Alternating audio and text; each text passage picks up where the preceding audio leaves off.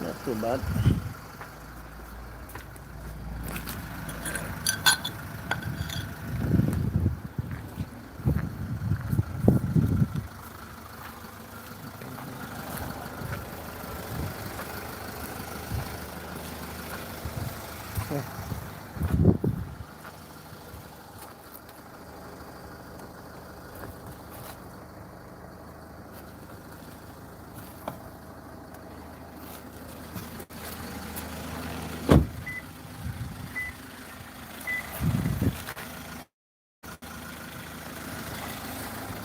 Okay, let's go.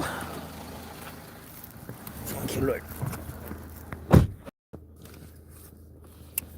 Thank you, Jesus.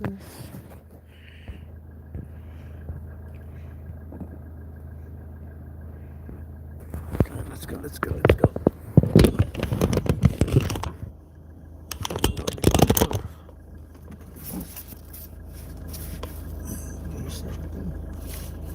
Everything is safety, safety, safety.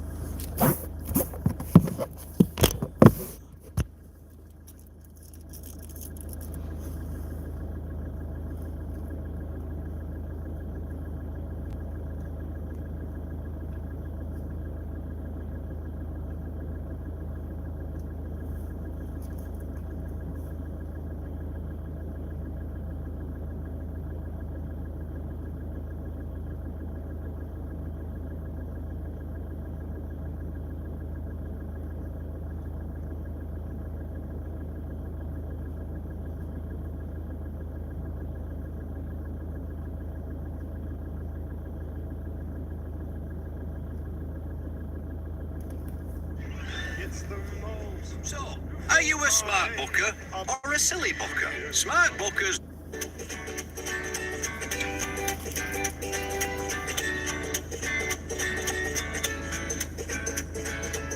Got case scenario 2. And this is Jim. Jim drove heavy vehicles and tankers over the past 10 years and was qualified for international carriage of dangerous goods by road, ADR. That's the European agreement. Class 3 goods for the past 7 years. What's class 3? Flammables. Flammable liquids, be specific. Sorry. Okay, there's flammable solids and there's flammable liquids and there's flammable gases. This morning, Jim's job was to take an empty tanker to a fuel distribution depot. He collected his documentation from the traffic clerk and made sure he was carrying his ADR authorization.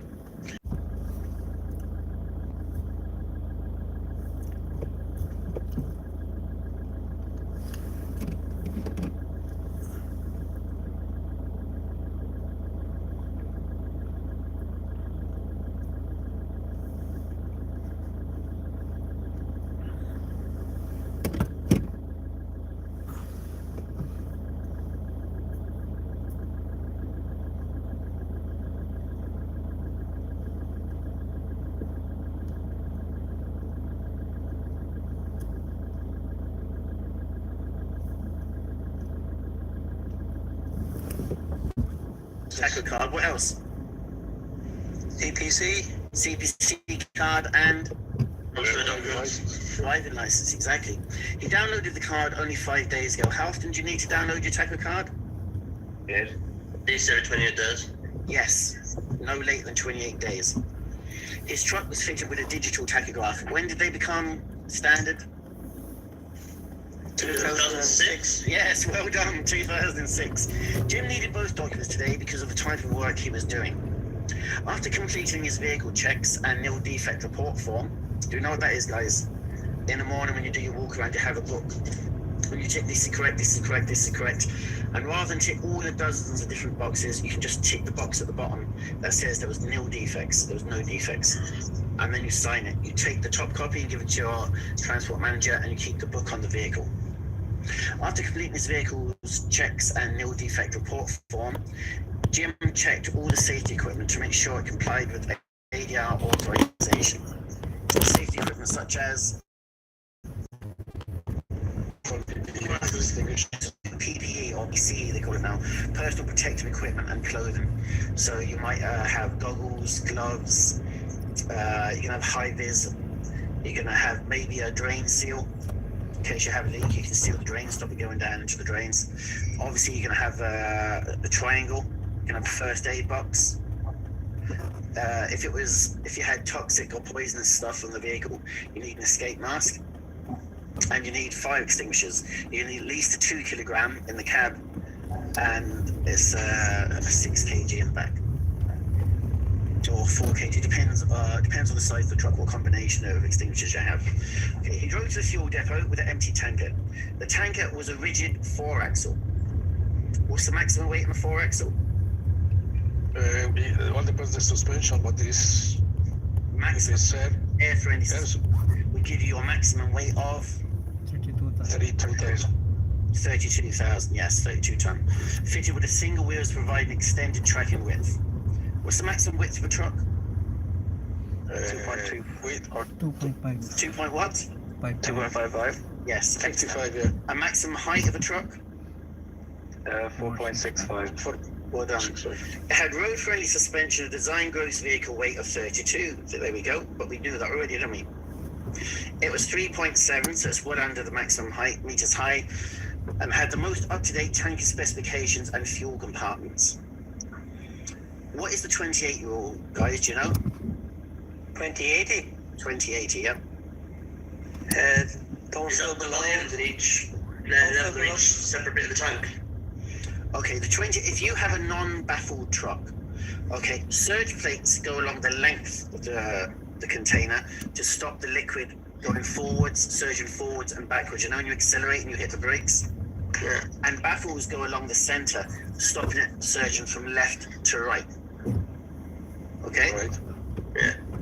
The 2080 rule is you don't take a truck out unless it's below 20% full or more than 80.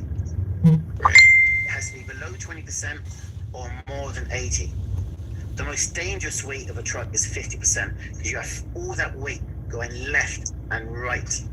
And if you are turning in phase with the load moving, I say you're going around a roundabout to the right, all your load goes around to the left, and then you turn left, that weight will pull you straight over. 14 miles an hour, you can be pulled over. That's without baffles, right? You can have swinging beef in the back. Tons of swinging beef, and it's swinging to the left and the right, and you're going around the roundabout that way, and it's swinging this way, and then you turn left just as the meat's swinging left with you, and it's swinging in phase, and that will pull you over, okay? Does everyone understand that, yeah? Yeah. That's why we have surge plates and baffle plates to reduce that movement of the load. The 2080 rule is below 20% full or more than 80% full. Jim arrived at the fuel distribution depot and complied with all the site safety regulations, pointed out by the depot supervisor.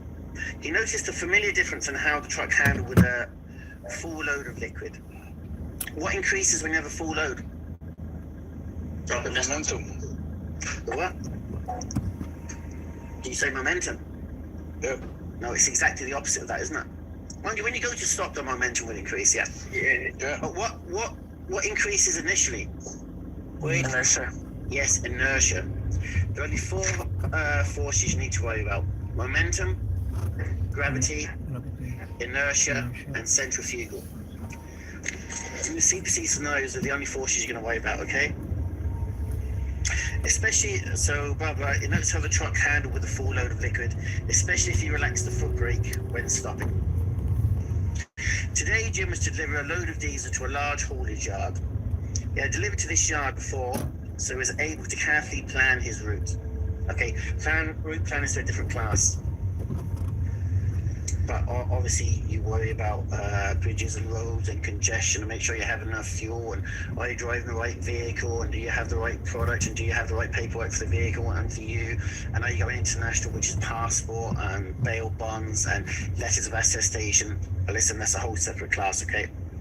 The direct route to the haulage yard had a bridge with a weight restriction of 20,000 kilograms. So is he okay? No. He's not. Okay, why? Overweight. He's overweight by Just 32 kilograms. He's overweight by 12 tons, lad, isn't he? Would you drive over a bridge when you know you're overweight by 12 ton? No. Oh, that was a very hesitant response. No, I would not be driving over a bridge when I'm 12 ton overweight. There was also a low bridge just before the haulage yard. A low bridge. What height is he? Where is the height of your vehicle? Lads, where's the height of your vehicle? Cab. In the cab. In the cab. Clearly displayed in the cab is the law. If you hit a signed bridge, and bridge or a tunnel, and all of them are signed with what height you're allowed to go under, if you hit a signed bridge, it's a criminal offence. Okay, you know what height you are because it's clearly displayed in your cab. And you know what height the bridge is because it's clearly signed. So if you hit the bridge, which happens 100 times a year, you've no excuse, have you? No. I don't think you've an excuse. It costs millions and millions. I'll post some stuff up in the comments. It costs millions every year. Large vehicles hitting bridges. There was also a low bridge just before the haulage yard, so that's something to consider when route planning. On his way, Jim came across a roadblock with a detour sign that had directed him onto an unfamiliar road. He knew the detour would add time to his route, so he picked up speed. Is that a good idea? Oh, no. Never a good idea. He should be making appropriate progress as it is. So increasing his speed means he's driving faster than normal, so it's not a good idea. While driving around a sharp right-hand bend in the road, he hit the brakes lightly. Okay, I don't know how you can hit brakes lightly. You'd use brakes lightly, wouldn't you? You wouldn't hit brakes lightly. When he felt the wheels begin to lift slightly. Okay, that's a very anxious situation we're in now, isn't it? He took his foot off the accelerator and drove to the outside of the bend. He then felt the wheels firmly on the road again. However, his relief was short-lived. So he went round too fast, he hit the brakes, and he lifted up the wheels. So he drove to the outside of the bend. Would that be the correct thing to do or the wrong thing to do? Correct. Hello? Correct. That's wrong. I think that was correct, don't you? What other options could he do? If he took it tighter, he'd have turned it over, wouldn't he? The wheels would have gone higher. If he hit the brakes, again, he would increase the centrifugal force. More chance of the vehicle going over, yeah? Yeah. But in that particular situation, which is very, very poorly planned and some very bad driving, because he's an experienced driver of 10 years, okay, all you could do in that situation was drive to the outside edge or drive to the far edge. Anyway, his relief was short-lived. Continuing on, Jim arrived at the foot of a long, steep incline. So D is for down, so incline is up. Continuing on, Jim arrived at the foot of a sharp, steep incline. Halfway up the hill, he noticed a sign at a junction which indicated that no large goods vehicles, LGVs, with 3 or more axles were allowed. How many axles on his truck?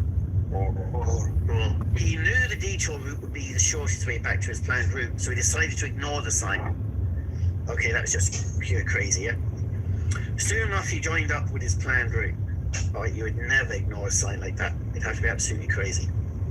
When Jim arrived at the haulage operator's yard, he braked to a stop. What increases when you hit the brakes? Momentum. Yes, momentum, exactly. Just before he came to a final halt, he relaxed the brakes and felt a sudden force acting on his truck. That's your momentum. What does gravity do? Pulls it down. Bring it onto the ground. Stops us floating into outer space. And inertia is what? The resistance to change. Yes, the resistance to the change in state, i.e. the resistance to movement. From a staging position to movement. The operator asked him to dispense half the load at the site and deliver the other half to a different site. Okay, that's fine. As long as it wasn't breaking the 2080 rule. But nowadays, some modern vehicles should have different compartments, possibly holding different materials. Jim agreed and carefully dispensed the fuel evenly from the correct compartments. However, he failed to notice an initial spillage. He then drove to his final drop-off point and unloaded the remaining fuel. Okay, so he failed to notice the initial spillage. Because if you did spill, you'd obviously report it and you'd tidy it up. Or you'd report it and it would be cleaned in the appropriate manner, with the appropriate materials by the correct people. But he failed to notice the initial spillage. I don't know how. Failed to notice the initial spillage, but there you go.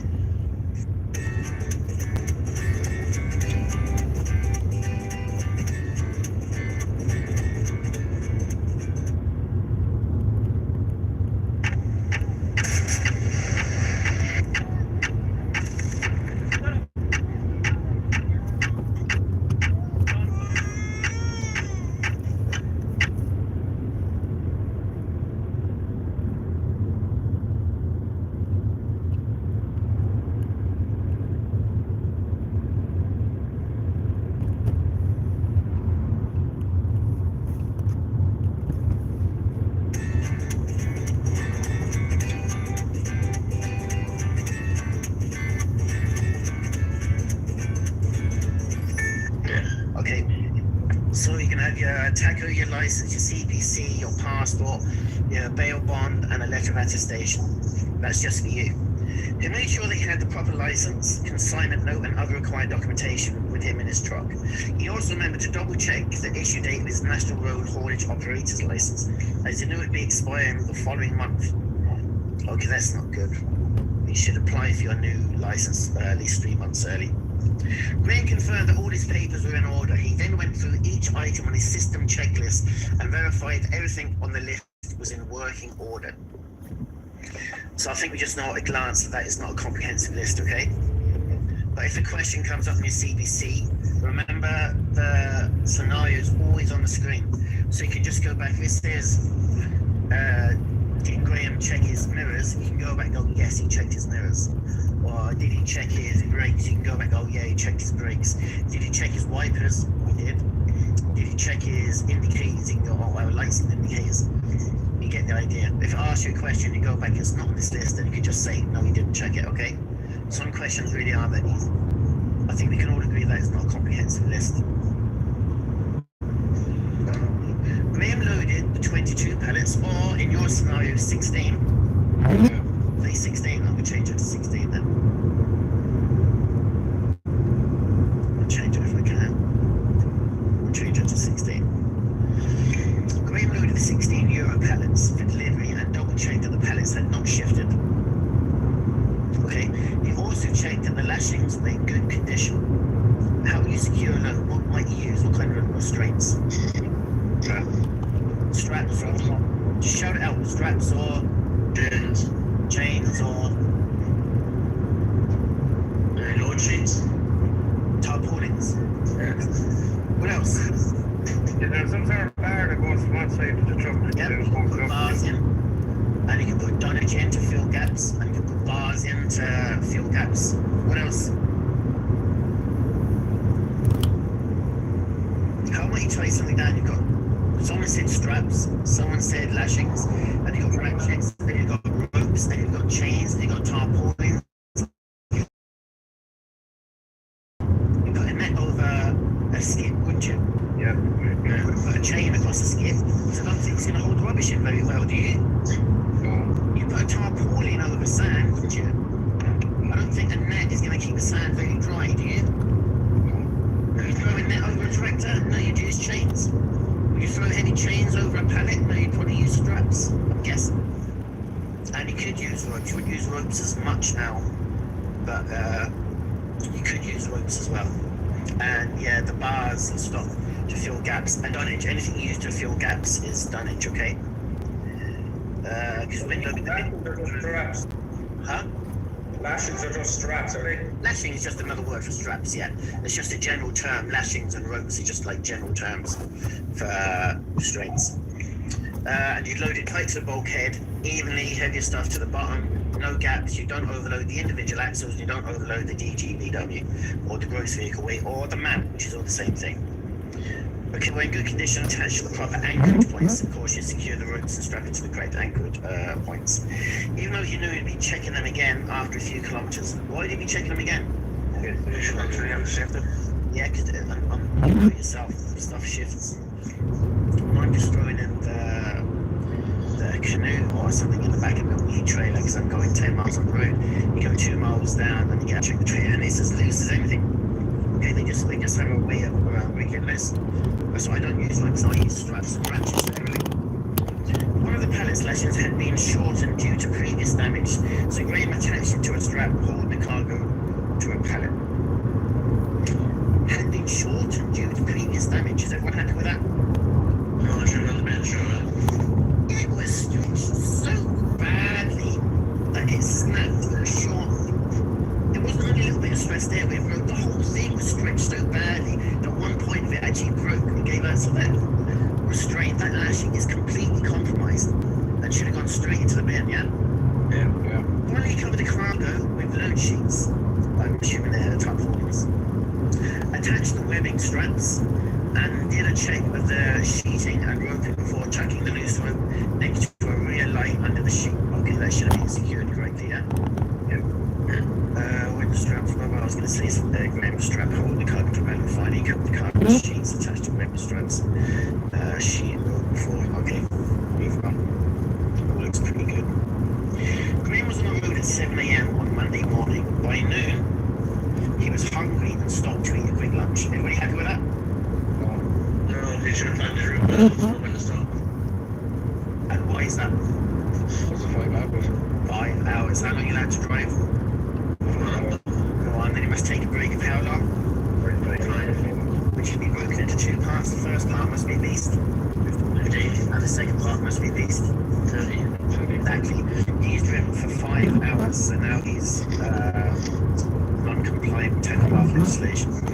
After finishing and paying for his meal, he climbed into the truck cab. What do you do when you climb into the truck cab? How many points of contact? 3 points of contact. And he said, that's a joke. I was talking to my brother-in-law there, and just a while ago, his friend was coming down. He lost a rib, fell back on his head on the curb.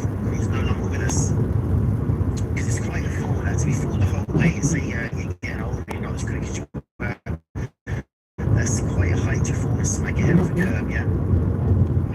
So, 3 points of contact all the time. He climbed into the truck cab for the last leg of that day's trip. He checked his watch and noticed it was 1 p.m. So he stopped at 12, and I was on the road again for 1. Is that okay? Yeah. Okay. He wanted to make good time and realised that to get to his planned destination by 5, he was slightly over the posted speed limit. Elective glass, disappointment. What rule are you going to use? 4 second rule. 2 second rule in good conditions, 4 second rule in wet conditions, and in icy conditions, 10 seconds.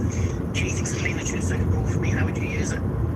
You pick a fixed point. When the car in front drove past it, you would say only a fill breaks the 2 second rule, and then you pass it on to that. Yes, lovely, perfect. It was raining quite heavy as Glenn goes through northern France, but he was confident that even with the weight of his load, he would still be able to brake and stop properly if he had to make an emergency stop. Okay. However, Graham was affected by the glare from the lights of oncoming vehicles. The most common environmental factor is sun glare, just so you know. It's common danger at daytime. So he switched off his headlights and pulled closer to the car in front of him to maintain a 2 second gap. Okay, that's just stupid, isn't it? Yeah. You're hardly going to pull closer to the vehicle in front to maintain 2 second gaps, 2 seconds or more. After a long day on the road, Graham finally pulled into the rest area at 6 p.m. So it must be in winter that it's very dark. You want to get another early start the next day, so it should come daily rest period. What is a reduced daily rest? 9 hours. Hope to get 9 hours. You hope to get through customs by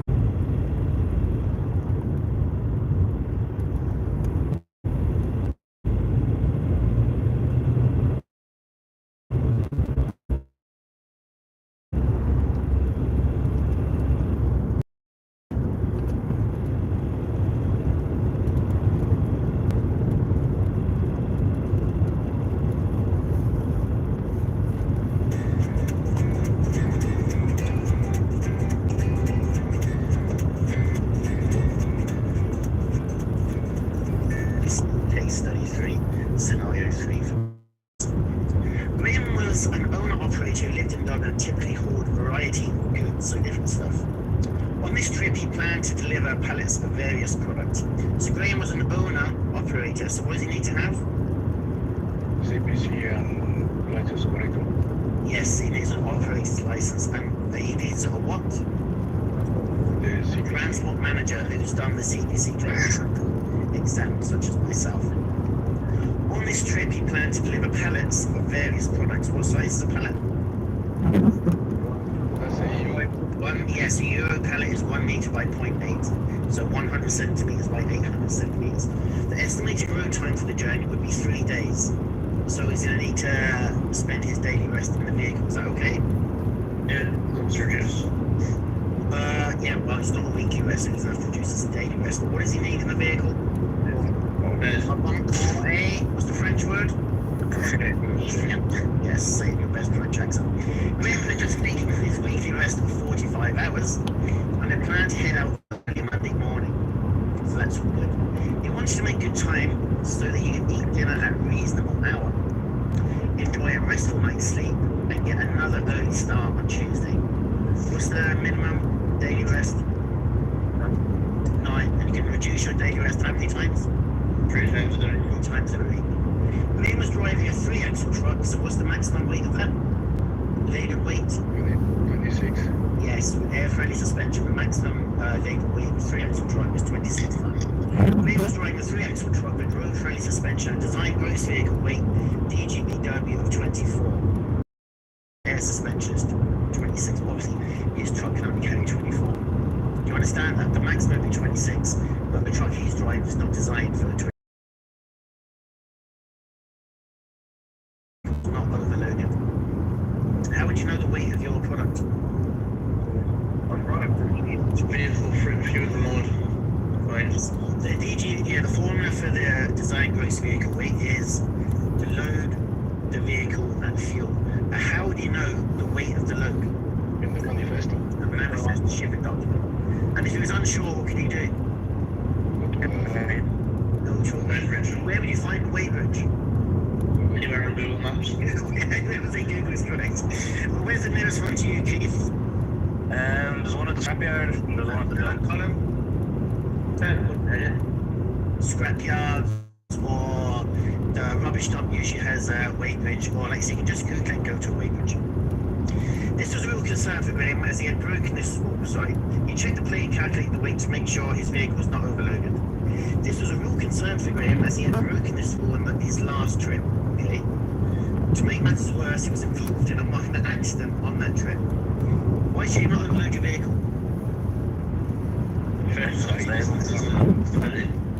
Yes, it makes the vehicle unsafe because it makes the vehicle unstable. It puts stress on the vehicle, the brakes and the tyres and the suspension, everything, and it puts greater stress on the road because you're wearing out the road more because you're heavier, and it's unfair commercially because everyone else is playing by the rules. Okay? Even though Graham did not damage the front of his cab or the back of the truck that he'd hit, he reported the accident to his insurance company just to be on the safe side. Okay? Do you have to report an accident? Yeah. Anybody else? Only if there's damage. If there's physical injury involved, then yes, you must report the accident, any kind of physical injury. But if it's just a small rear end, then you don't have to report to the guards. Okay? When I said report, I meant to the guards. But if there's any kind of human injury, then you must. For instance, I was driving a bus once in Avenger, Flower, And some fella was acting really weird walking up beside me. I was doing about 15 kilometers an hour. All of a sudden he dived in front of the bus. You know, like that jackass thing. He dived in front of the bus and I bounced him about a meter. And I stopped and I got out and all his friends went up and said, oh no, it's fine, it's fine, it's fine. Now I could have gone home. And the next day would be a hit and run in Gavin. Bus driver wanted driving such and such and such, yeah? So I reported this to Garth myself, even though he said, no, don't bother. I reported to Garth myself and I sat and I waited in the car park until the guards turned up. They took my details, they took my number plate, and then I went home. Like, can you imagine how much trouble I might have been in if that guy just said, no, it's fine, and then he reported me? Yeah?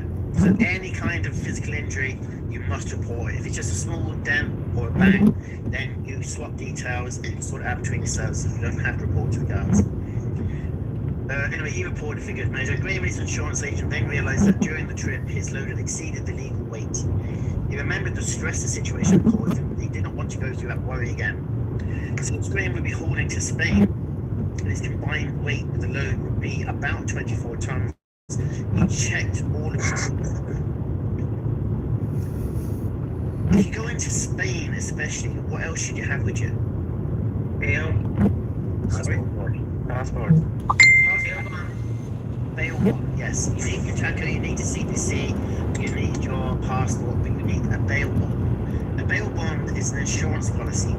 If you have any kind of accident in Spain, you will be held until the court case comes up. So, Scott, if you rear end, I hit the back of you, it's not your fault at all. You will still be held. If that's on a Friday, you'll be held till Monday. So if you got fresh produce or whatever, that's all going to go for long. Or some other guy's going to have to come out and get you, and you're going to be held in jail for 3 days. Okay, a bail bond is exactly what it is. It gets you released, and then you can just go back for the court date. It's good to have it driving international anywhere, but especially in Spain. What else? Even if it's not your own fault, it's still your fault. Yeah. Yeah. What else might you do? Place for that company? Yes. Yes, absolutely, yes. And what if you're, excuse me, a non-national? What else might you need? Travel documents? What kind of travel document? Okay, you need a letter of attestation.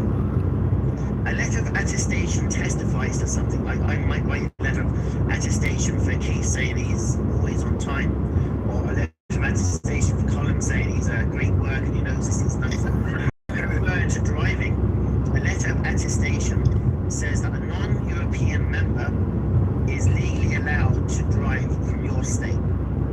So say you're from the Americas or the Africas or Asia, and you've got the legal right to drive in Ireland because you can work in Ireland. You don't have the legal right to drive in France or Germany or Spain. So your employer gives you a letter of attestation saying you have the right to work from Ireland, and Ireland is your base. So you're driving and working in France, but Ireland is your base. Okay, does everyone understand that? Yeah. So a letter of attestation is to a non-European member stating that he's allowed to drive within the member state. Okay?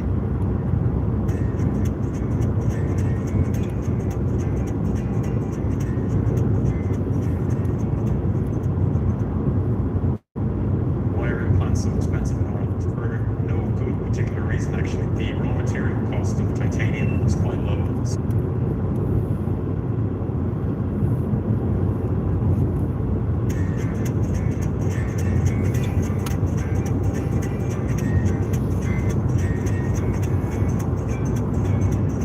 Okay, guys, so we're gonna do CDC Truck Scenario 5 now. This is Larry. Larry is a low loader.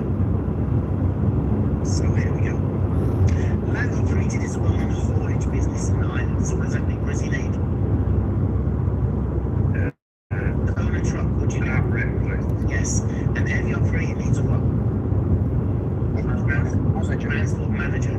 So either he has a CPC done himself, or he has to hire a transport manager. You know, was a regular driver of low loader trucks. His job this morning was to collect a new excavator, that's a digger, I'm sure you know, from the Dublin docks and deliver it to a customer in Kerry. Dublin to Kerry? How long? Get out your Google Maps and just say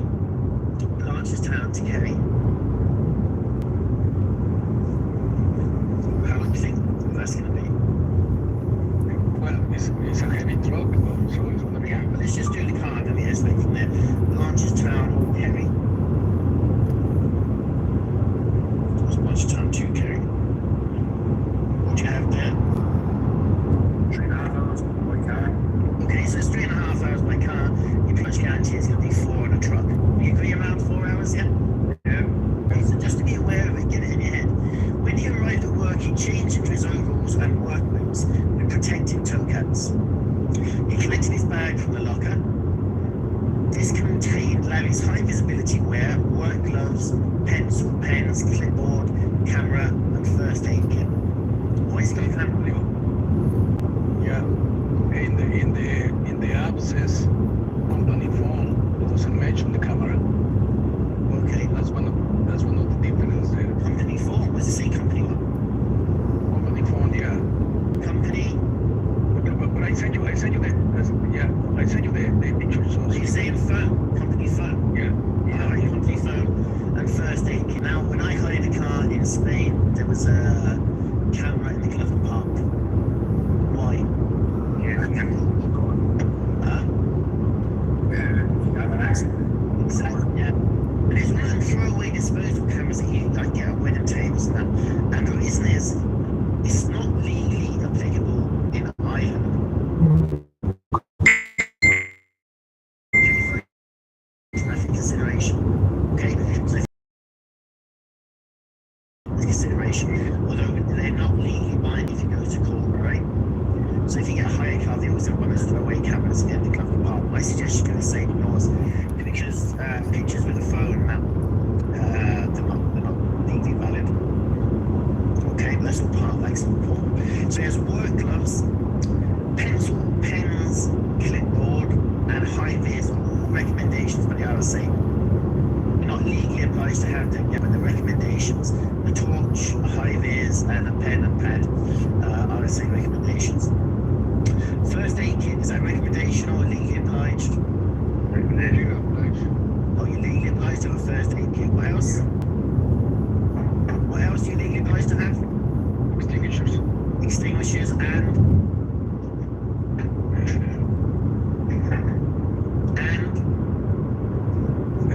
down. No steel toe caps aren't legal obligation. A triangle. You need your extinguishers, you need your first aid kit, and you need the emergency trundle. Okay?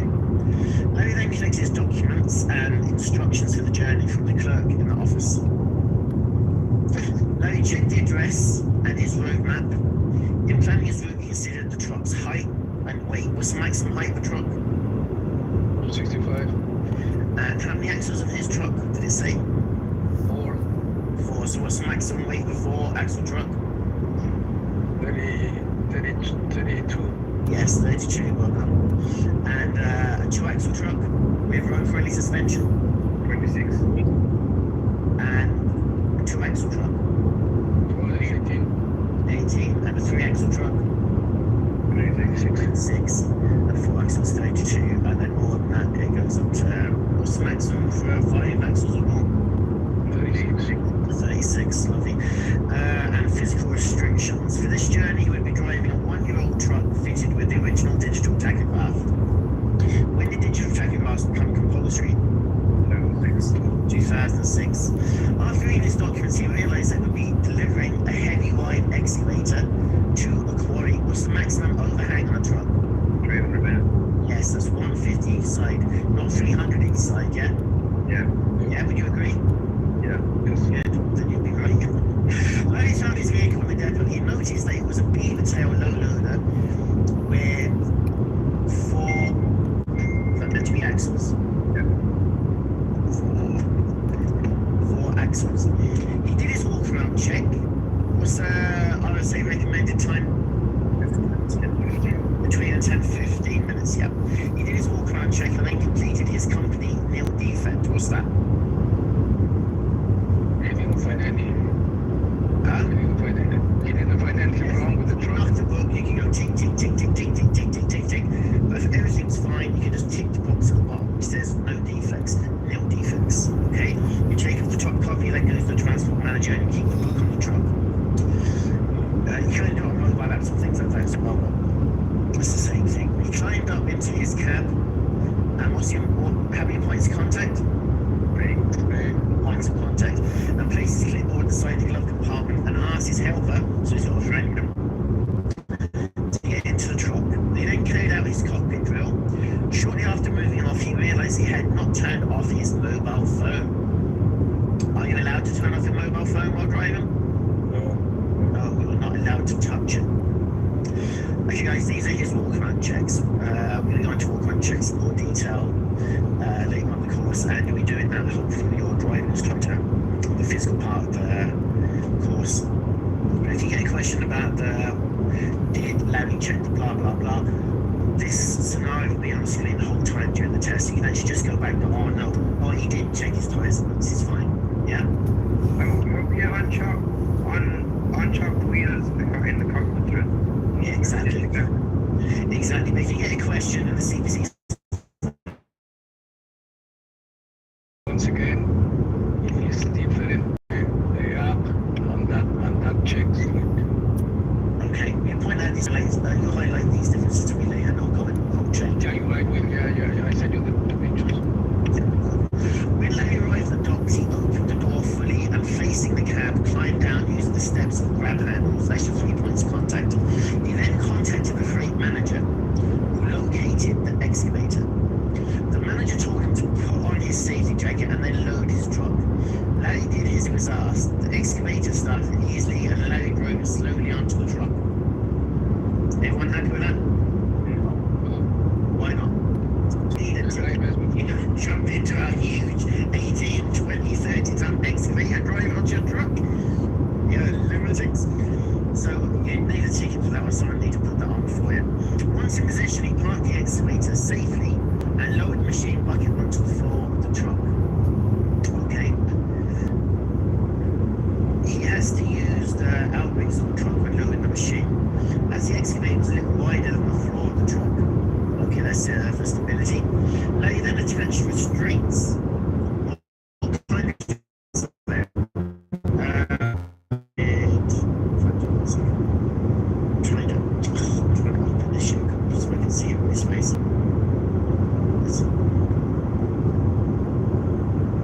Okay, I can't expand this for some reason. So we'll start with Paddy. You can have straps.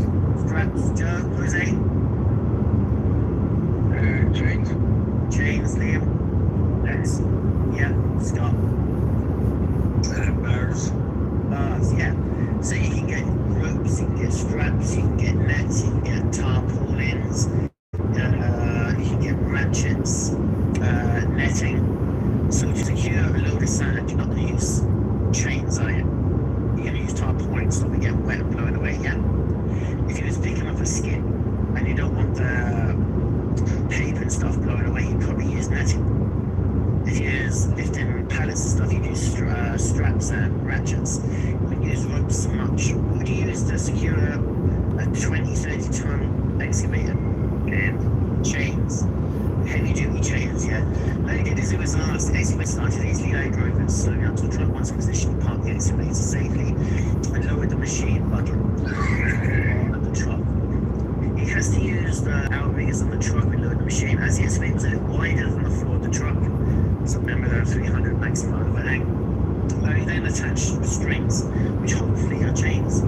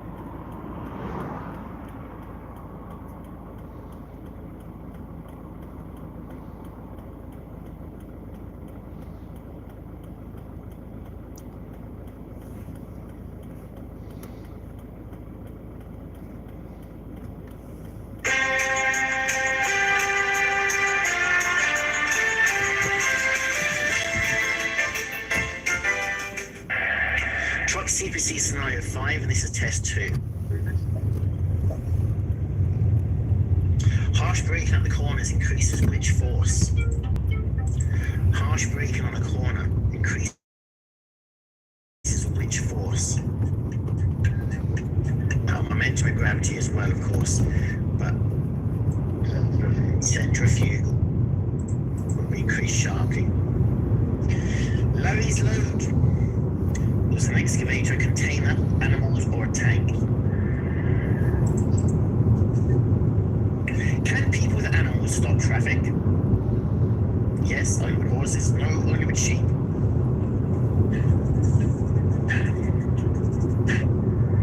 Yes, they certainly can.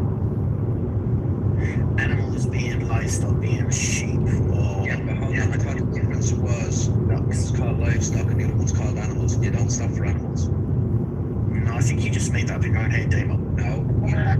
If a dog or cat runs out in front of me, A cat or a dog? Cats and dogs are mentioned specifically in the Road Act. They're actually mentioned specifically as not included under the term animals. So you can take from that what you wish. As I said, a previous student said if I had 10 lizards on leads, would they be classed as animals? And my answer is I just don't know. They are reptiles. I'm guessing they're still animals, aren't they? So I don't know. I think what they mean is livestock, i.e. sheep, cattle, horses, ducks, pigs. But it doesn't specify what an animal is. It just says cats and dogs aren't considered animals in the Road Act. Okay, when I sit in the cab, should Larry check for oncoming traffic? On his left mirror, no, never, yes.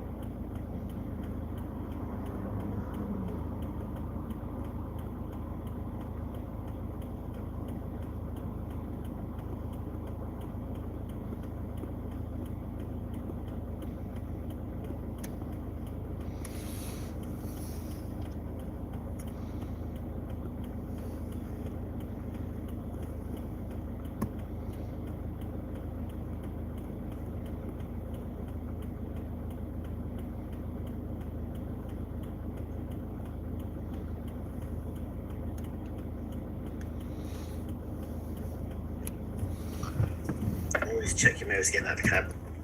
How should you react to a tyre blowout? Besides screaming like a big girl. I suppose it's sexist to say that now. Reduce your speed.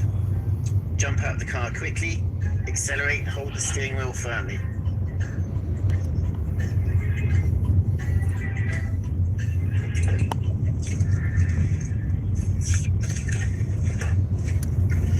Yes, you reduce speed and hold the steering wheel firmly.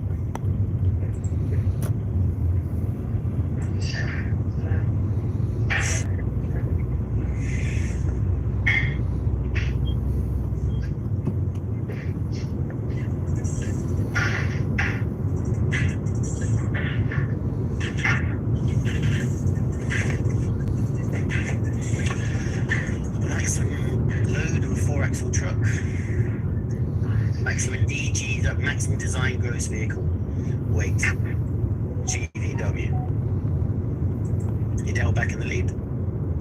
What is the least important cockpit check?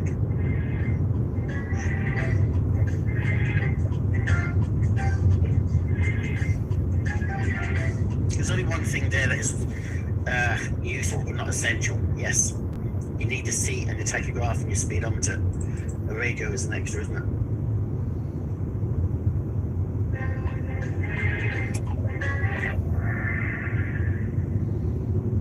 What was the type of takeoff Larry's truck? It's digital.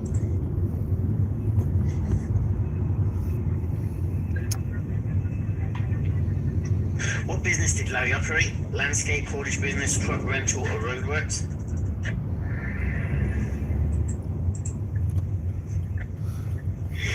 Did Larry collect his documents and instructions for the journey from the clerk?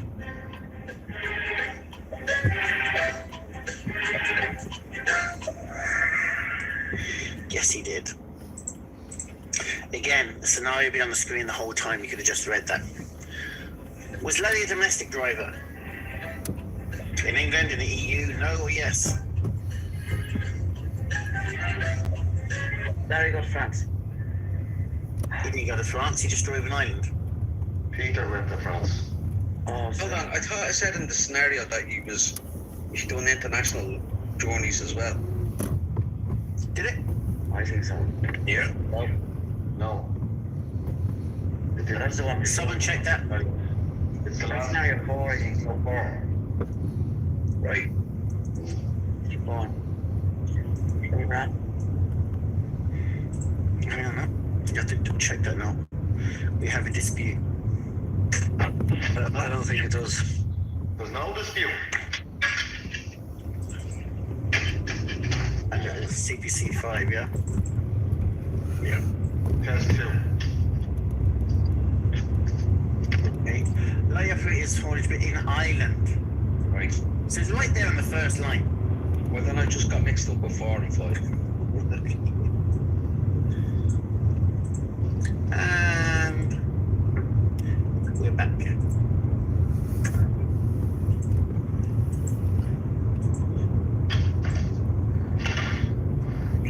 When Larry left his truck, should he wear his high-vis vest while on the road? Wear it all times. You should wear it at all times. I don't care if it's legally binding or not. It's just common sense. It shows you're a professional. It shows you want to be seen. It keeps you in favour and lets other people see you there. If you're doing your test, you should definitely have a high-vis with you. And it makes people move out of the way when you drive a sat. Okay. How many axles did Larry's truck have? It's the colour of the squad car. Oh, really? How many axles did Larry's truck have? With loads. It had 4. It was 32 ton, wasn't it? How old was Larry's truck?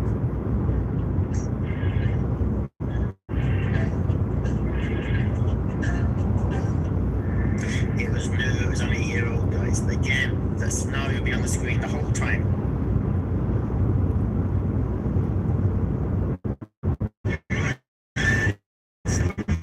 So, are you a smart booker or a silly booker? Smart bookers move.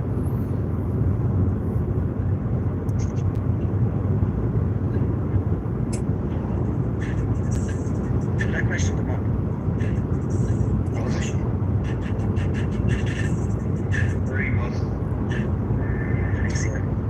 question was that, Adele? I was asking where that question come up in the test. Which question? Yeah, what was it? Initially talking about mandatory. No. Oh, the 2006 question might come up, yeah. It will not ask you when the analog one came mandatory in 1985, but it might ask you when digital tachographs become mandatory in 2006, yeah. That question might come up. Has come up before. Where did Larry have to deliver the excavator? Perry.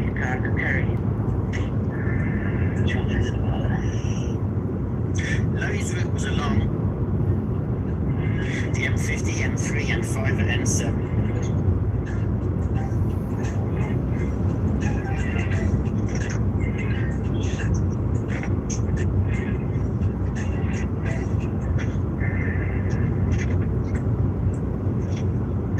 Again, you don't have to read that because it's not on the screen the whole time if you've got a question like that.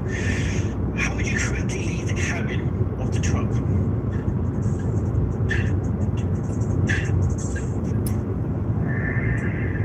3 points of contact. Should Larry check his load after the blowout?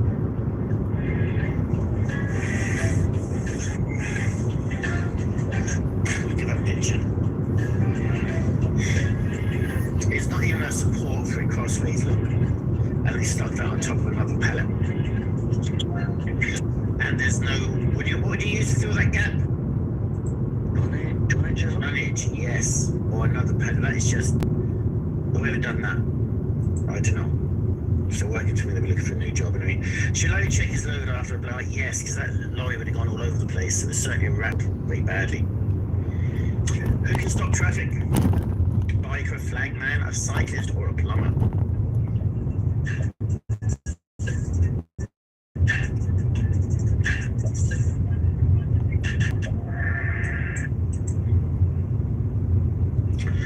Did Larry put his hazard lights on when his truck was broken?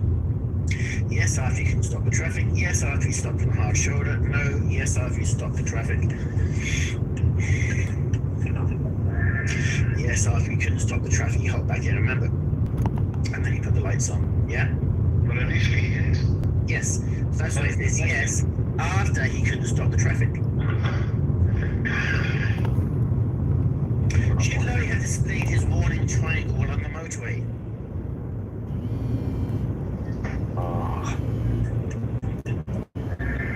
You don't put triangles or obstructions out on the motorway, guys. And I know that's contradictory because if you look down the M3 now, I've seen a few cars which have broken down, and the motorway service people have actually put cones around the car. Now I'm conflicted because number one, you're not allowed to put things on a motorway, a triangle, certainly not a cone. But number two, I think it's a really good idea because at least you know that car is not moving. They do it on the M1 all the time as well. Yeah, but you could be taking a dozy one or be a bit sleepy or not concentrating and see that car and end up behind it and just assume it was moving. I think the cones around that vehicle are a good idea, but legally they're not legal, are they? So why are they doing it? I don't know. When are you off scope? On a local road, on a motorway, on a national road, or on a private land?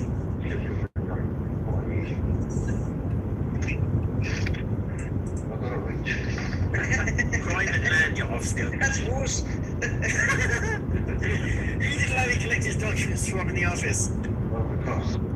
Guard or the clerk, transport manager, or the second driver? He got from in the story. He got from the clerk, which would be very weird. I would certainly expect him to get from the transport manager. In the scenario, it says he got from the clerk. I don't know what a clerk is in a transport office, to be honest with you. It's not like a separate job, or maybe it is. What type of truck does this picture show?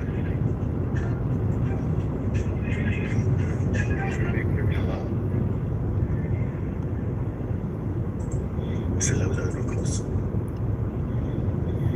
Should Larry have stopped the traffic when his truck was broke? No, yes, only on a national road, only on a motorway. There was no need to stop the traffic, and even if there was, he still doesn't have the authority. Which force increases most when you're braking on corners?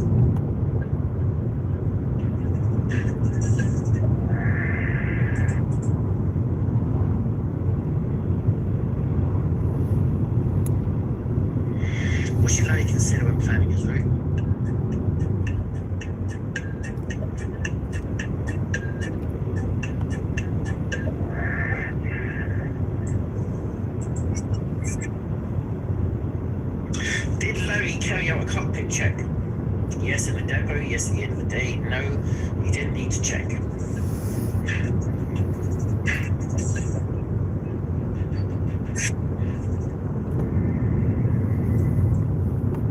Yes, he did. In planning his route, Larry considered height, weight, GVW, tunnels, bridges, or number of axles.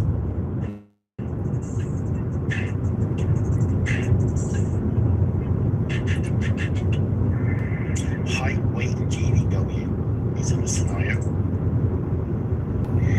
When did the excavator roll towards the cab?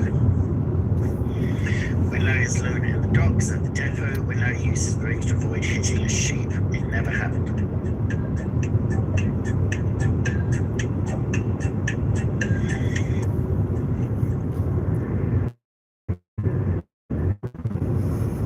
When Larry uses brakes to avoid hitting the sheep.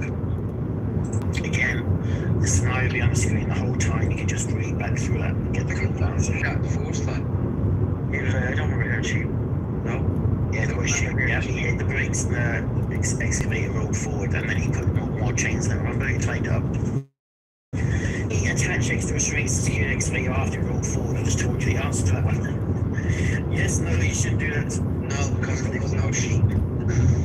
Yes, he did, because there was sheep. I don't know what scenario you were reading. What did the freight manager tell Larry to put on? The helmet, gloves, safety jacket, and safety boots.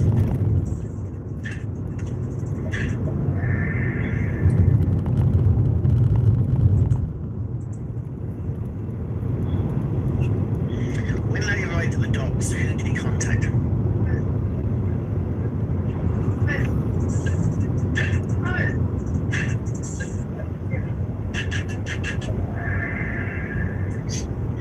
Contact the freight manager. How should Larry secure the scaffolding?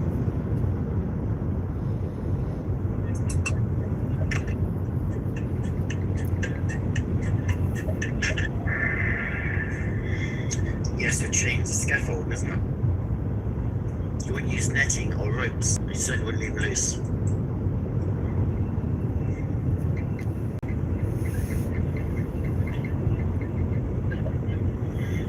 Did Larry make a mistake when he drove the excavator? Yes, you need an excavator ticket. You can't jump on a huge piece of machinery like that and just start driving. Did Larry have a helper? He had 2 helpers. Yes, no. He had 3 helpers.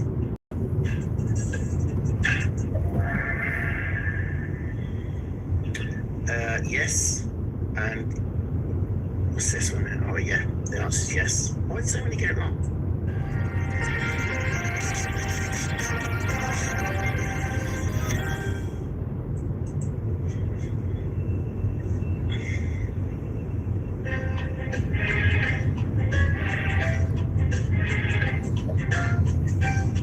How can a wide load be signalled? Warning marks and fitted lights. It doesn't have to be yellow high vis. Sign on the front of the truck. Yes, it needs warning markers, of course. What type of truck was Larry driving?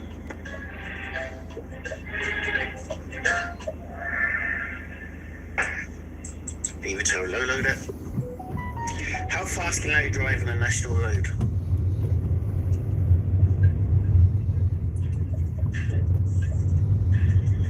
How fast can you drive? Oh, lads, who got that wrong? Oh, just sorry, the acronym's wrong, yeah. It's 80 kilometers an hour. Even that should be km/p, shouldn't it? Actually, that acronym is wrong as well, isn't it? What did Larry do with the documentation his supervisor had given him?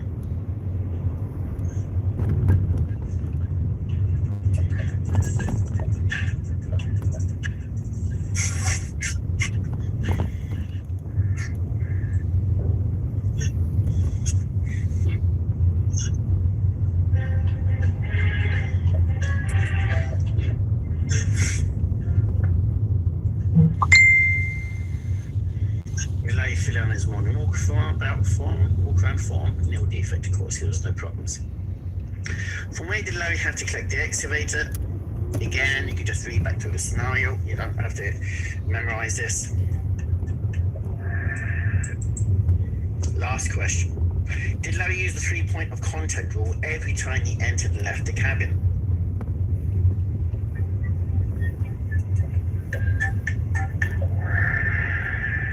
He did in the scenario, yeah. So, most people who watch these videos like and subscribe. I'd like to say thank you.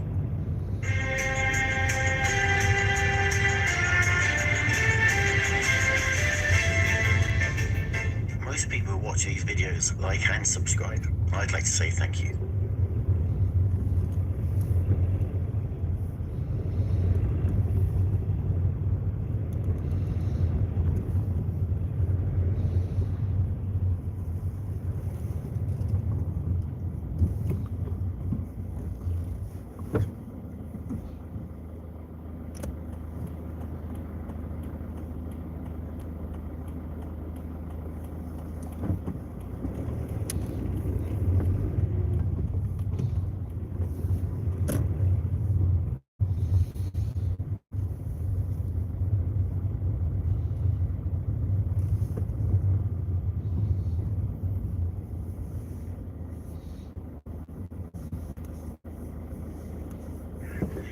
Relay fill on his morning walk around farm, nil defect of course, there was no problems. From where did Larry have to collect the excavator? Again, you can just read back through the scenario, you don't have to memorize this. Last question. Did Larry use the 3-point of contact rule every time he entered and left the cabin?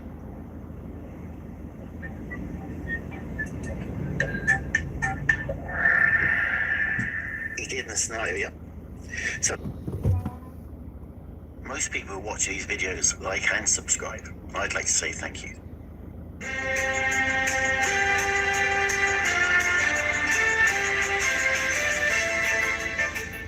Most people who watch these videos like and subscribe. I'd like to say thank you.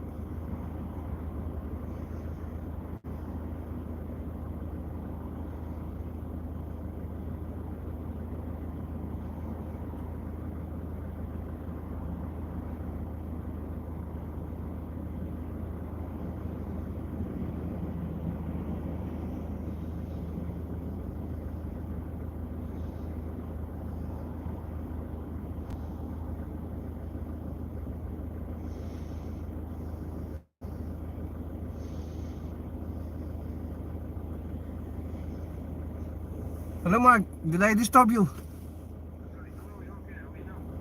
Good. Did you pass the exam? No, I went this morning. It's not till tomorrow morning. Where's the time? Really? Fucking, I couldn't believe it, yeah. Yeah, so I have to go in the morning. It's in the morning at 10 o'clock. It's not today. Yeah, no, I thought it was today, so I went to Ballina and said, no, it's tomorrow. So it's tomorrow. It's a waste of time. Oh, fucking, yeah. Yeah. Fuck's sake. Yeah. We're only 3 there in the class today, and Only 3. yeah. Then I go home at 11. You went home at 11? Yeah, I just go, you know, because Anthony keep coming back. Yeah, just checking, and then you know, so I just I just study in YouTube. Yeah, I've been studying YouTube, watching all these videos. Fucking hell. Yeah, you know that you know the questionnaires as well. You know, the truck CVC questions. It's helpful, isn't it? Very helpful, yeah. Yeah. And I told that to the other guy as well. I just really fucking hope I can do it. Studying. I hope I don't do. You know, when you do too much, you can't fucking remember anything. Yeah. You know, like, you just get your head and get something filled up. Just relax, you know. Take it easy. just read 3 times and that's it. 3 times, you know. Exactly, yeah. Yeah. It'll be okay. Oh, we're just praying, you know. Yep. Just do your best. Today, you good? Yeah, but my exam is tomorrow. That's why I'm asking you, because you told me that Yeah, I was 100% convinced it was this morning, yeah. Yeah. Absolutely. I don't know how I made that mistake. Jesus Christ. I don't know how I did that. It's okay. It Thank you happens. so much. Okay, thank you so much. Okay, I will. What time is your exam tomorrow? 10. Oh, 10, yeah. Yeah. You could be finished at 12, half 12. By 12. Are you in at 2, is it? Yeah, 2:30. Yeah. 2:30. No, not too bad. Yeah, sure. Fucking hell. Oh, you're in Sligo, sure. Yeah. I'm driving now, going home.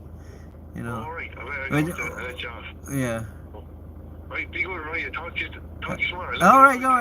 I'll let you know. Yeah, I'll let you know. Yeah. As soon as I get out, I'll let you know. Yeah. Okay. Okay, be Yeah. good. God bless. God bless. Alright, alright. Bye.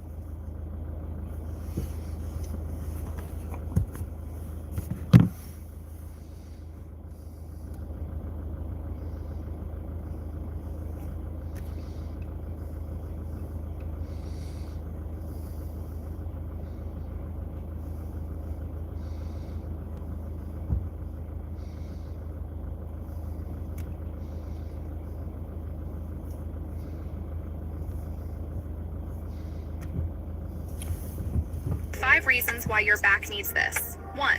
It instantly corrects posture. No more slouching, rounded shoulders, or forward head. Bad posture can lead to long-term health issues. 2.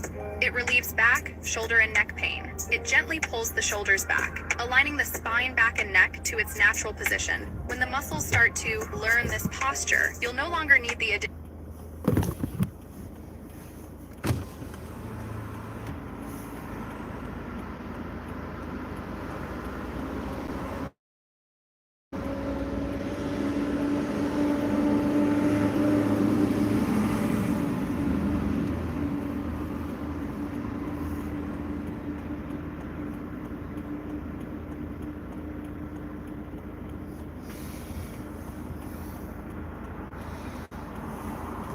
support. It's like training wheels for the back, so you can enjoy daily activities without the nagging aches. 3. It's comfortable to wear all day. Wear it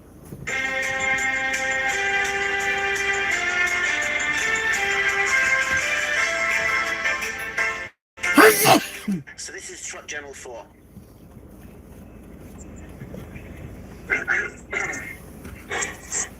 When should you use a diff lock? When driving on a motorway, when driving onto uneven ground, when driving on a narrow road, when on a hill. Yes, it's when you're on uneven ground. You need a tachograph for a milk lorry.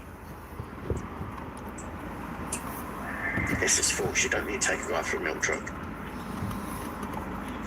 What must you not do at yellow box junction? Drive through if the way is clear, so that you do. Stop when turning right in the middle of the box junction. Yeah, we wouldn't do that. Enter the box junction unless you can clear it without stopping. Yes, you would do that. Turn left if it's clear. Yeah, you would. So it has to be the blue one. It's a very unfair question. But not do that. So I delete that question. It's too tricky. How should a container be secured to a trailer? Straps, chains, ropes, or twist locks?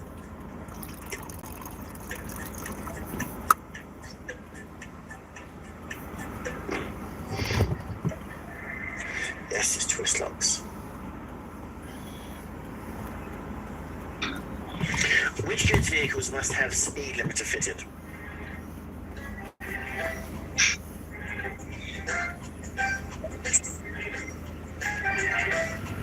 Which good vehicles must have a speed limiter fitted? HGVs driving on motorway and a national, nothing to do with the road you're driving on, is it? So it can't be those two. None of the above, or exceeding 3.5 ton. All of the above. I suppose HGV driving on a motor would be correct as well. HGV, yeah, because it's a HGV, I suppose. So it's not a very well worded question, is it? But anyway, anything over 3.5 ton for sure. If it's over 3.5 ton, it needs to have a road limiter. What is the maximum overhang on the rear of a truck?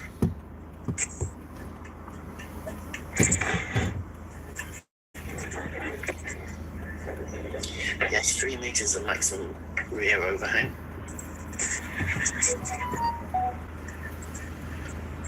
When can you overtake on a solid white line?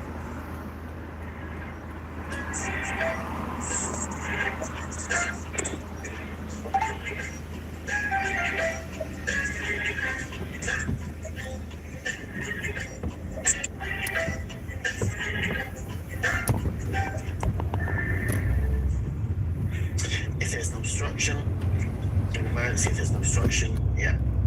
Okay, that's one answer really. How many axles do you need to carry 32 tons of milk? With road-friendly suspension, 4 axles, yes. What is the safest ratio to fill a tanker, an unbaffled tanker?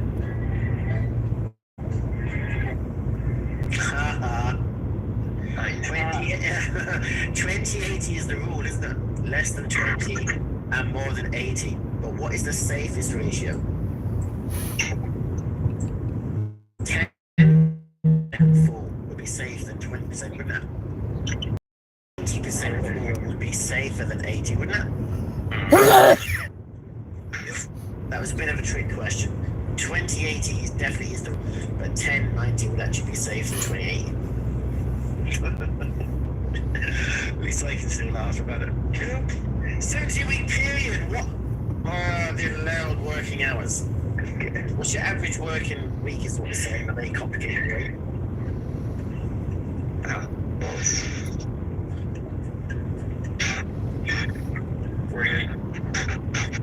48, correct. I'm still surprised I got my question wrong. 60 is the most hours you can work in a week. When you divide it over a 17-week period, the average working week should not exceed 48. Do you need a tachograph for a vehicle carrying under 6 passengers?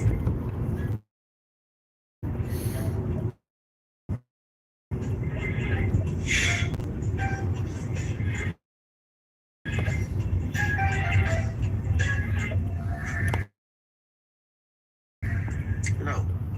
It's just a car, isn't it? This is a taxi. The Moffat. It's a forklift. That's a side mount forklift, isn't it? It's the what? It's the one on the back of the truck, it says sideways. Yeah. It is shit, guys. You need to use a tachograph card to carry animals to the market. Livestock, it means. Do farmers need a tacho? Do you need the tacho to take your livestock to the market? No. Then hit the false and let's move on. What information is on a manifest?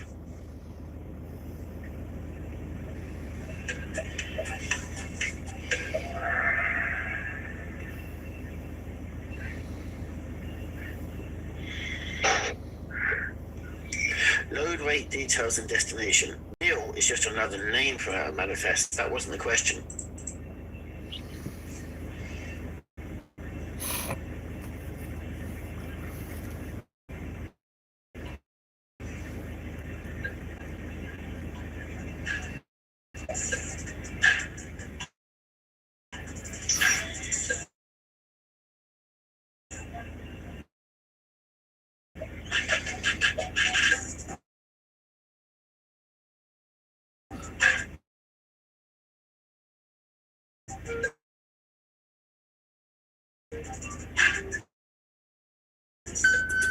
Okay, what type of drive is not covered under the working time directive?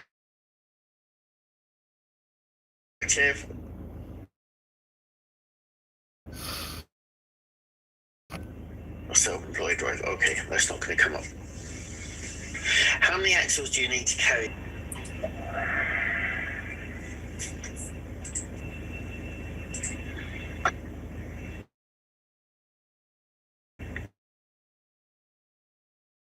Should a driver get out of the cab? If you're facing forward, 3 point. Rocks are not caught between the wheels, a ton of rocks caught between the back wheels. What does cadence brake require the driver to do?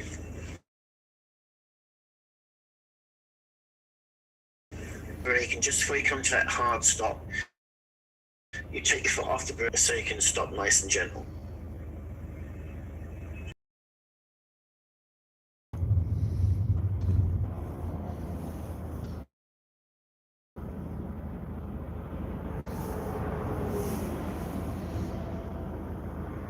Speed limit is shown. What's the general speed in a built-up area? Go 50k. I have to delete. I've gone to 30 now. In a lot of areas, around Baldoyle there. But last year, a year ago, and they changed all the areas there up into 30 in a lot of areas. How can you get better fuel consumption? Driving under inflated tyres. Spelled incorrectly. Yes, block changing, skipping gears so you're not revving so much, not braking so hard. What break must be taken after 6 hours of work?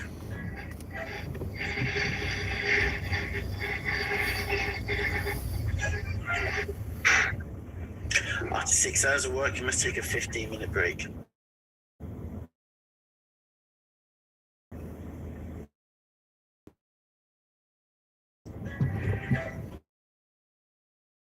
Good on.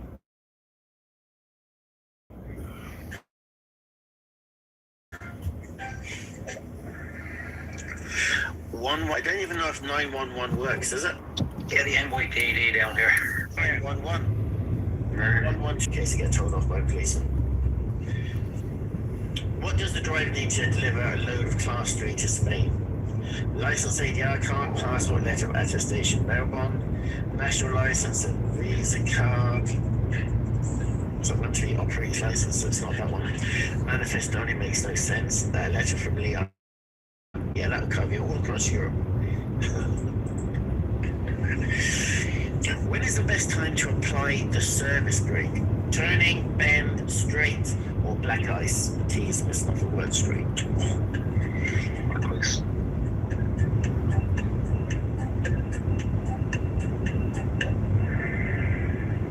If possible, it's always better to brake on the straight, isn't it?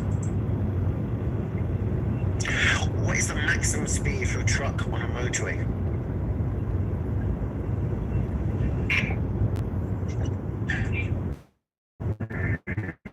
Yes.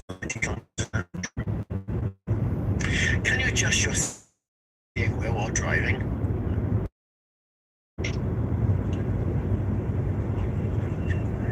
No, certainly not.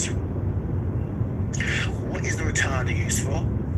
It helps fuel consumption, to hold the vehicle back. It's a parking brake to speed up the vehicle.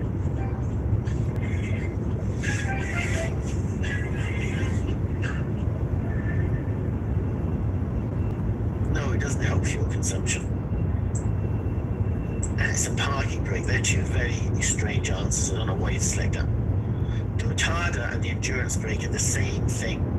They're to hold you back on long hills. Because if you didn't have the retarder or the service brake, you'd use your retarder or endurance brake. You'd use your foot brake or your service brake, and it wouldn't take long for those brakes to overheat. Okay, and then when they overheat, they don't work properly, and then before you know it, you have no brakes. I'm not just talking about the hills around Wicklow. I'm talking about if you're in Spain or France with them serious proper hills. Okay. Retarder and endurance brake, they're to hold the vehicle back. They use the transmission instead of the wheel-mounted brakes. If you're not sure, go to YouTube, check out my video, braking systems on larger vehicles. You can unload while on your brake. Yes or no? True or false?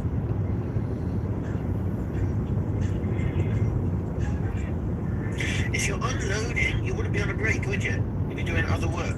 So are you allowed to be getting unloaded? Of course, yeah. As long as you're not getting unloaded while you're on your brake. Yes, a brake is a period of time you're free to dispose of as you wish.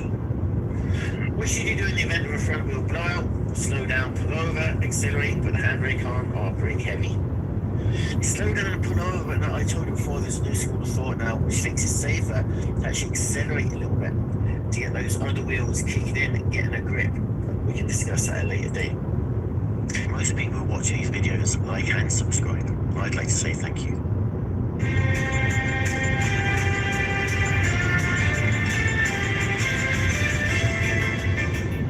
Most people who watch these videos like and subscribe. I'd like to say thank you. Your world is so unique. That's why we've devoted the last 70 years to protecting it. So whether you're ready for the extra room, or if it's finally time to use the good room,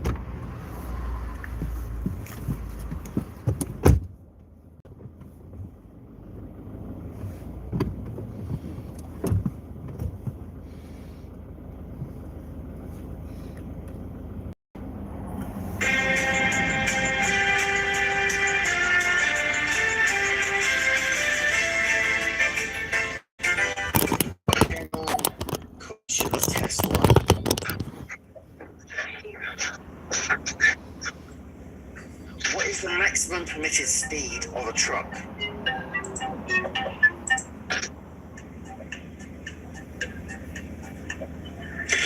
Kilometers an hour is correct.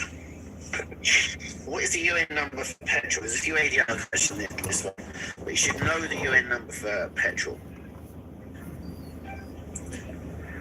Okay, diesel is 1202, petrol is 1203, kerosene is 1223. You need to know those three numbers, okay? How often must you download your tachograph card?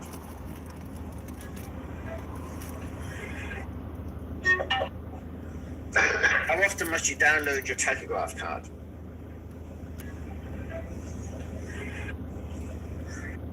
Is correct.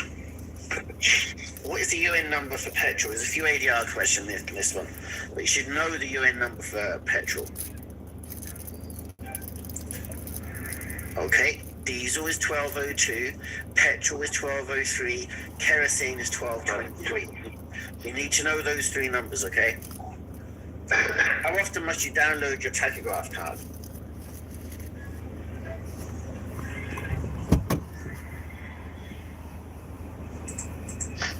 Yep, no later than 28 days. When can you break the weight restrictions on a bridge? Never. I'm extremist. It's a multi-select. How can overloading affect a vehicle?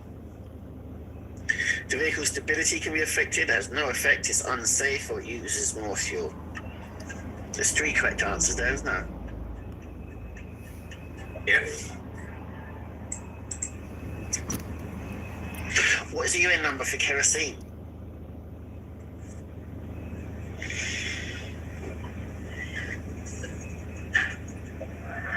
Good, 1223. Tachograph units must be downloaded how often? 2 months, a month, 4 months, 3 months. The unit in the vehicle must be downloaded every 3 months, or it might say 90 days instead of 3 months, okay?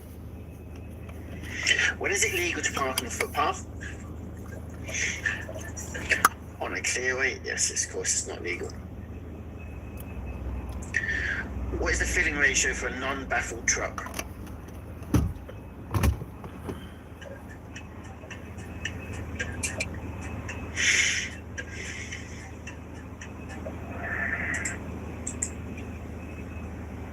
What forces increase on an incline? That means going up. Decline is down, incline is up.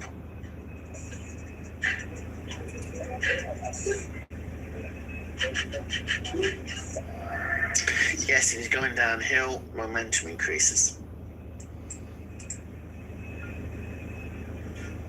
I've done with gravity increase, I think it was a mistake. Which UN number represents petrol? He was asked this question earlier, second chance to get it right.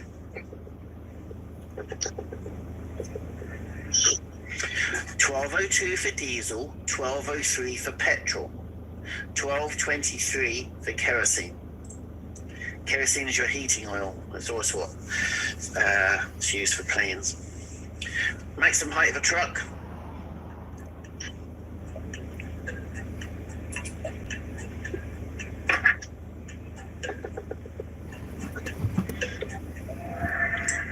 .65. Now the maximum height of a truck is 4.65. Maximum weight on a 4-axle trailer. Well, it should be a 4-axle vehicle. Don't mind that trailer, it's a typo. 4 axles, air-friendly suspension. Yes, it can carry 32 ton. Maximum width of a truck.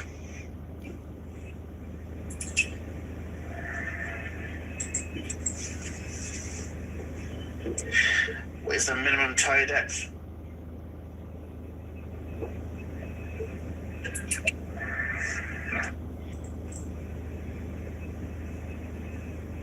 How often should an ADR card be renewed? Every 5 years, yeah. What is the UN code for diesel?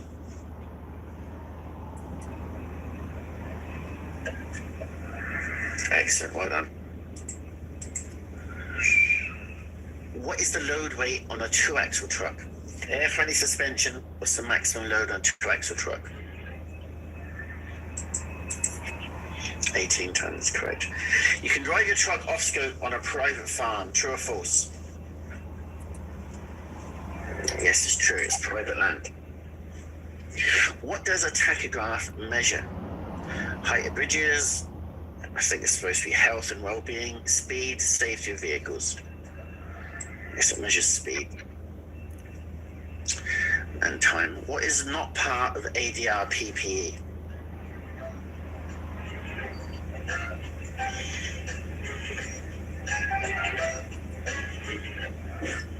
Well done. Which actions contribute to eco-driving? Drive with the air conditioning on, use a lower gear, don't use the braces, use a higher gear.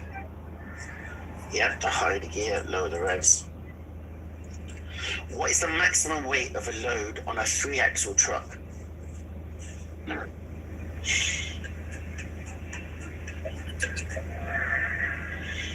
Yep, 3-axle is 26 with airframe suspension. Those general truck questions, test 1. Most people who watch these videos like and subscribe. I'd like to say thank you.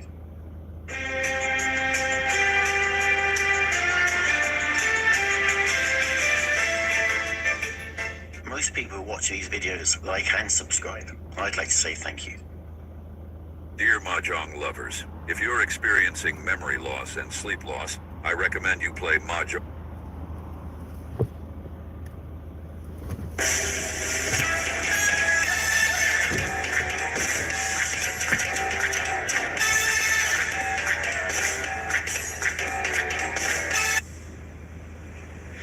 Okay class, this is a walkthrough of the online Kahoot quiz. This is Truck CPC 1 Gavin, and this is part 1 of 2. I have to break this down into 2 parts, this is 39 questions. Okay, Truck CPC 1 Gavin. Question 1. What is Gavin's weekly rest period? If you've been studying the tachograph and working time directive and working hours, you should know that the weekly rest is 45 hours.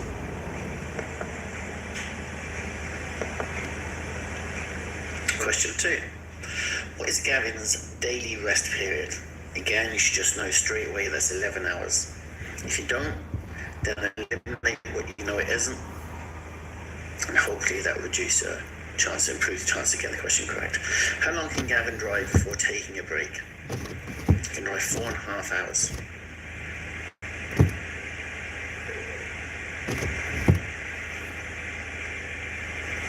What is the maximum hours, or what are the maximum hours Gavin can drive in one day? Be careful not to confuse working with driving.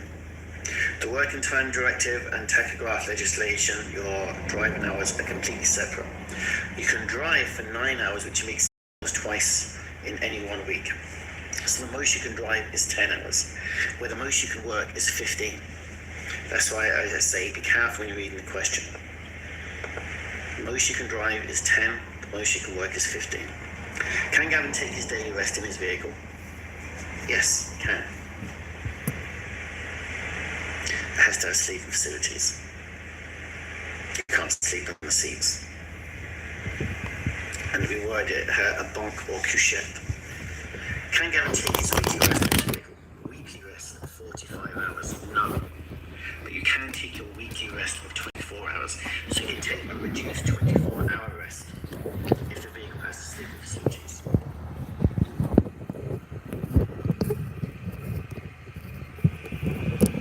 What is Gavin's maximum drive hours in a week? The most you can drive in a week is 56. Again, if you're not sure, eliminate what you don't like. It's 56 in a week, 90 in a fortnight. Where you can work 60. That's why I say don't get these things confused. You can drive 56 hours in a week. What is Gavin's maximum driving hours in a fortnight? I just told you that one is 90. So you can drive 56 hours in a week, or a maximum of 90 in a 2-week period. Fortnight means 2 weeks. What is the minimum recommended time for a walk-around check?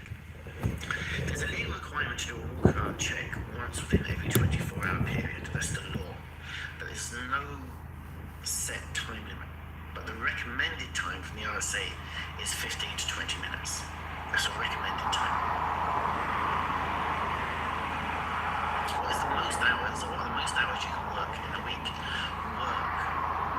You can drive 56 hours in a week, but the most hours you can work in a week is 60.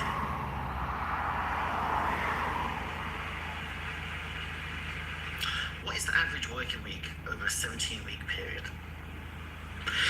When they break the year into 3 parts, I know 3 17s is 51, so one is slightly longer. When they break it into that 17-week period, they average out the amount of hours you've worked, and it must be below 48 hours. 48 or below.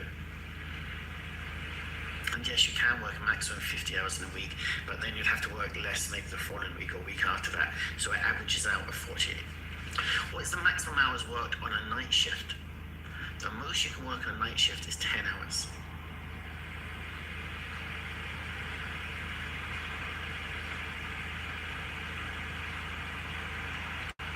What is the maximum you can work on a day shift? I mentioned this earlier. It's 15 hours. 24 hours in a day. If you work 15, that leaves 9. So that's your reduced daily rest. The minimum your rest should be is 9 hours. So if you take 9 away from 24, because it's 24 hours in a day, that leaves 15. So the most you can work is 15 hours. What type of route was Gavin given or driving? If you read the scenario will be on the computer the whole time. You can always go back to it and reference it, and you'll know he was doing that domestically. You don't need to guess or work that out. You can literally just read it. How do you correctly load a truck? Tight to the bulkhead, evenly. So loosely, certainly not. Spaced all over, certainly not. With help of us, possibly. Tight to the bulkhead, evenly. No gaps and securely. So tight to the front, that's your bulkhead. Secure, no gaps, you don't want stuff falling over.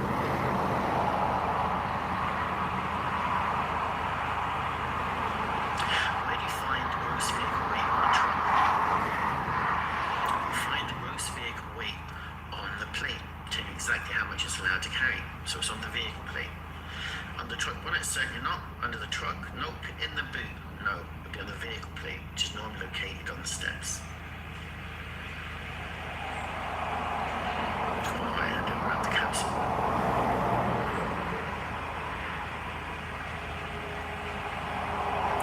What do you need to calculate to get your gross vehicle weight?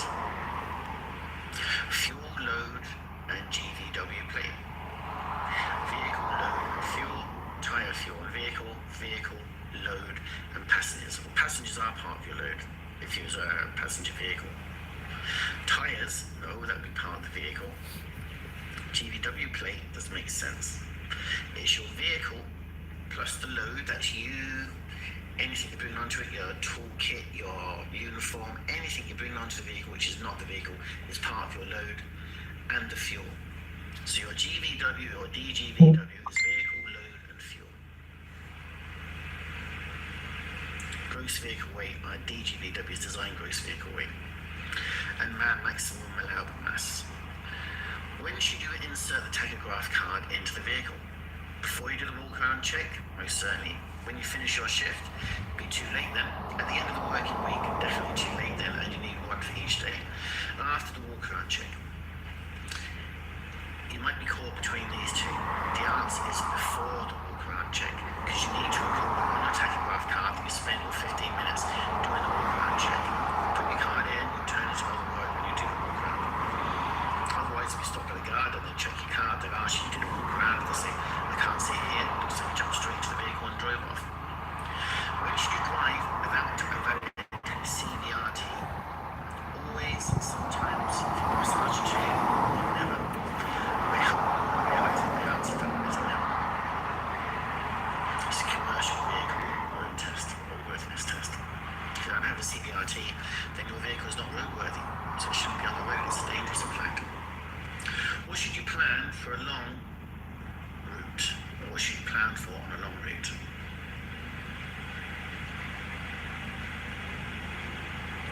Bridges, weather, and stops, certainly. Cyclist, lollipop, person, animal crossings.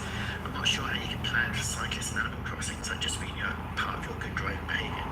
Pedestrians, roundabouts, and checkpoints. Again, I don't see how you can plan for pedestrians. That would be part of your good driving behaviour. Traffic, yes. Fuel, certainly. Ferries, yes. So bridges, you certainly need to know which is not your way. You don't want any narrow bridges. Weather, certainly if it's icy or snow, you need to know about this. And then comfort stops. Comfort resting stop to take your breaks. So these are important. Traffic, certainly, when traffic won't be possible, you definitely need fuel. And if you're using the ferry,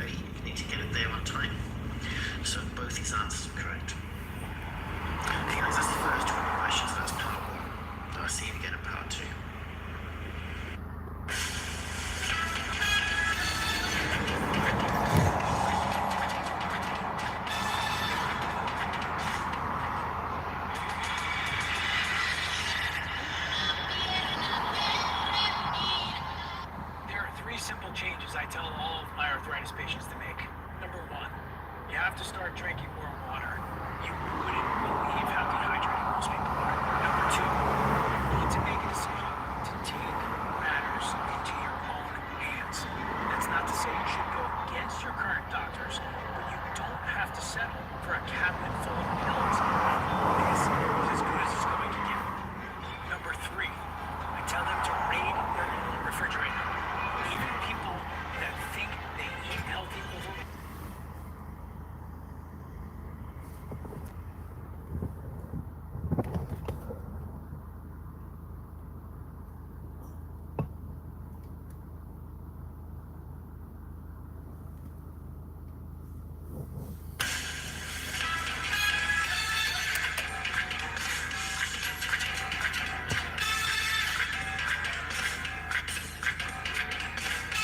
Okay guys, this is a walkthrough of the online Kahoot quiz. This is truck CPC 1 Gavin, and this is part 2 of 2.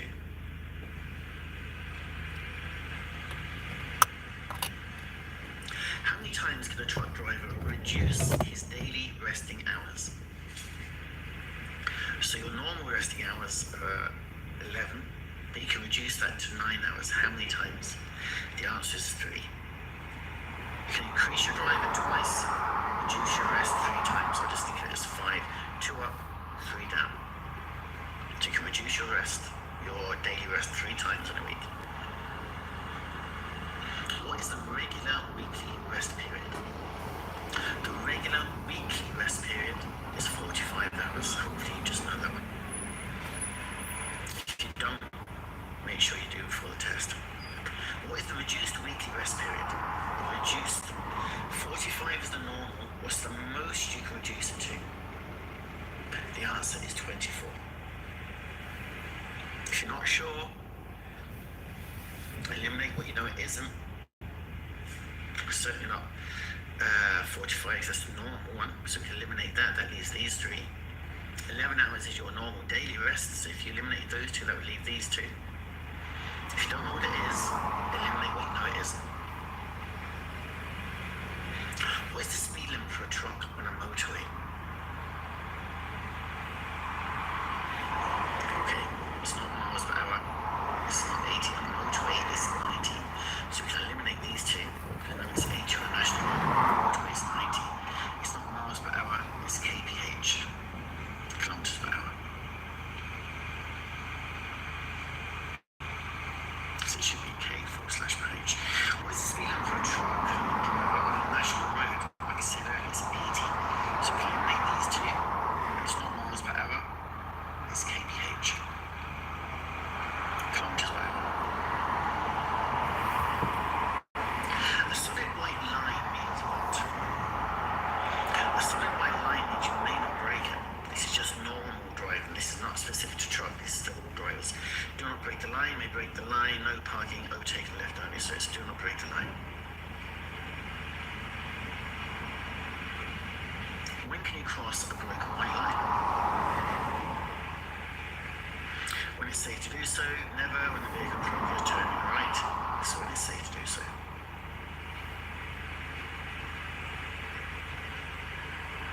What is the correct procedure when turning? These are more general rules of questions now, just to keep your knowledge up. Stop and ask for help, mirror signal, mirror maneuver, check vehicle cameras, mirror signal. That's also good. Mirror signal overtakes. So what's the correct procedure when turning? It's always MSM. Mirror signal maneuver. Mirror signal mirror maneuver.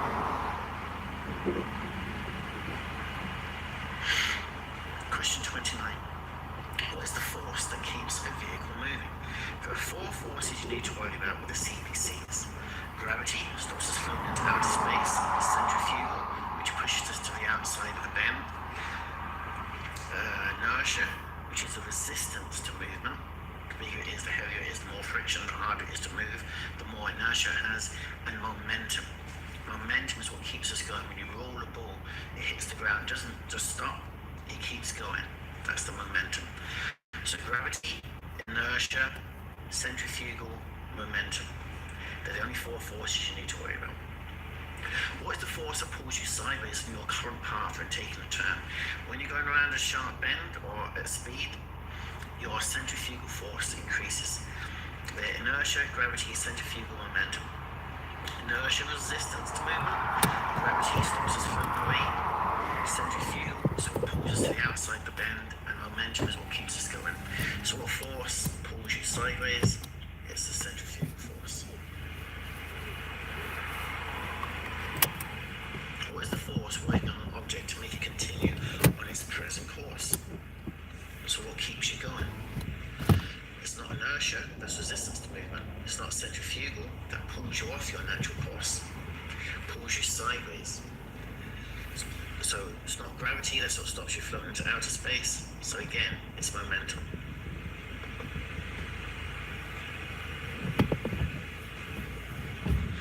What important checks did Gavin forget on his walkout check? You don't need to guess this one. You don't need to work it out. You can just read the scenario. It's going to be on the computer screen in front of you the whole time. So it's loads and doors. Remember the doors open. Who's responsible for load on the truck? These kind of questions, it's always you.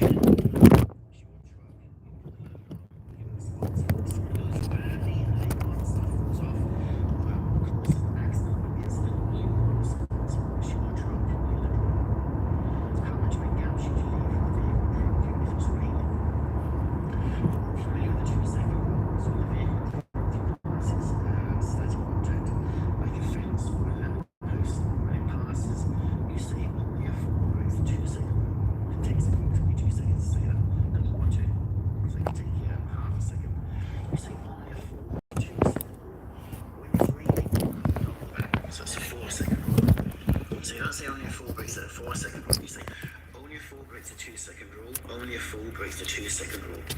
And if it's icy, it's 10 times. How might you calculate the same distance from the car in front of you? Like how I just explained, it's the 2 second rule. 2 car lengths, depends what speed you're doing, that can be very dangerous. Doing 90 kilometers with only 2 car lengths. The 4 second rule is for in the rain, 2 second rule is normal. Question 36. How many hours can Gavin work in one day?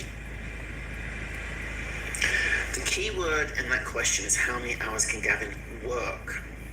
We know you can drive 56 hours in a week. We know you can drive 10 hours in a day. 9 is a normal day's driving. But the question is work. You can work 15 hours in a day. So be careful between work and driving. When does a night shift start for a large goods vehicle, or heavy goods vehicle? This is a funny one. With buses, it's 1 till 5, but with trucks, it's 12 to 4. So for a truck driver, it's 12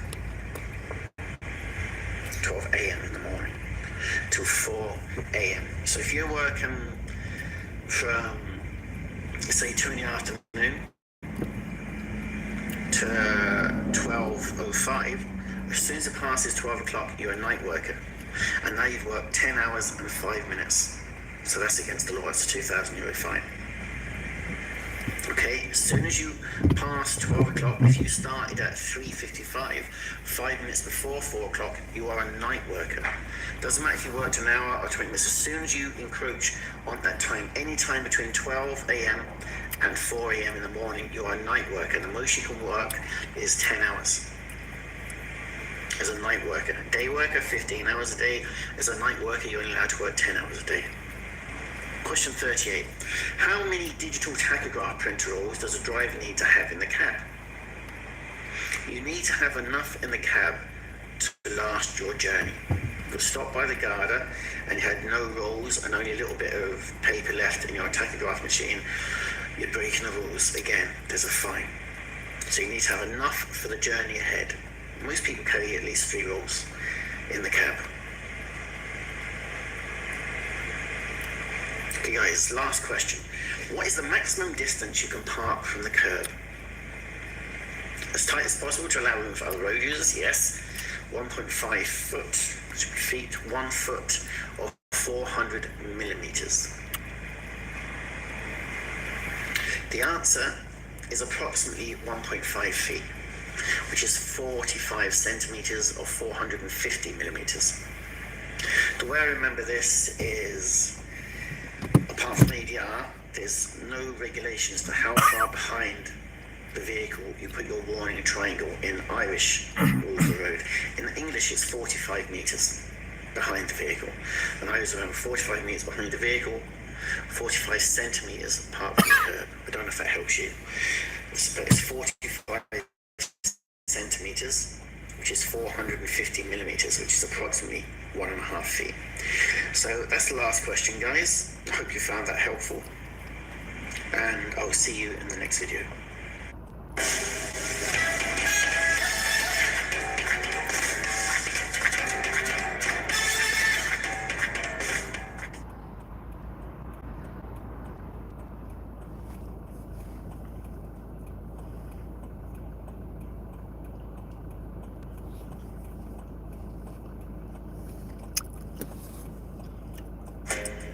Just one more episode, and another, and another. Deliveroo now just got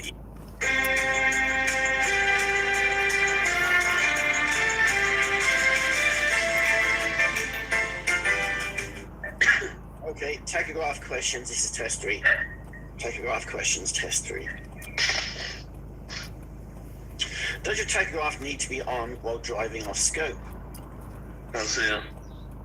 Yeah, I think only if you're under 4.5 hours. No, yes, only if you're over 4.5 hours. If you're off scope, then you're outside the scope of the tachograph. So the answer is obviously no. You don't even need to have a tachograph in the vehicle. How many times per week does the driver take a split daily rest?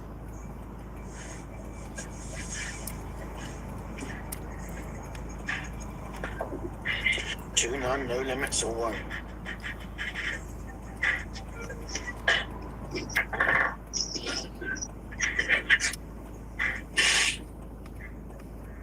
Excellent. Split daily rest, that's your 3 hours and 9 hours. It's a horrible shift. You can take as many of them in a week as you want, as long as you're taking 12 hours rest out of every 24. Are there any exemptions to driving over 4.5 hours without a break?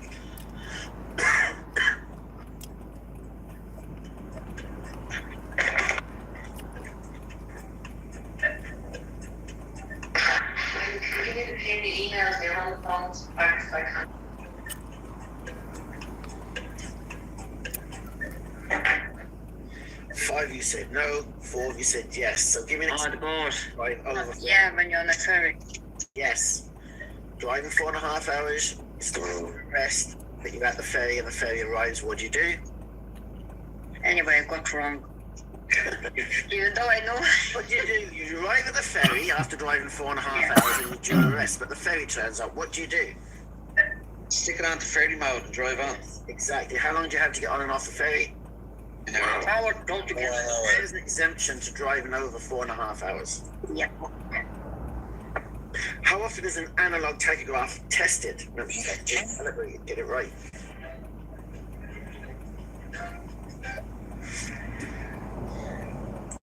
Very quick. Leon, I got cut off there. Okay, no worry. Just log in when you get a chance. Right, ready to rock. 651890.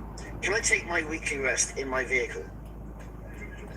No, if you didn't call your family. No, if you have less than 50 kilometers to your destination. The answer, of course, is you can. You can take a reduced weekly rest, but it must have a bunk or a couchette. Or as Damon says, la bed. Yeah. Do I need a company card if I'm an owner driver?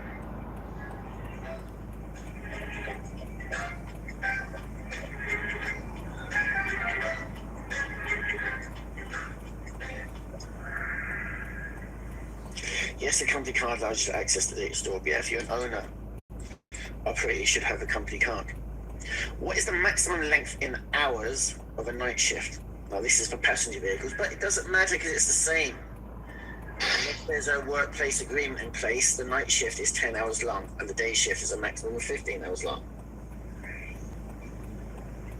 How many hours can you work without a break? Read the question. How can you work without a break? And 2 of you work.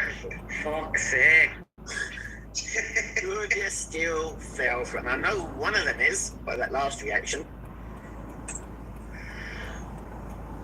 What period of time is recorded on a digital tachograph unit before it starts writing over itself?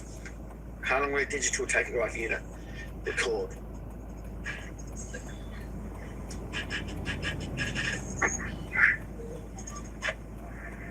It'll record for a year and then it'll start recording over itself. What mode do you use on digital tachograph when doing your walk around?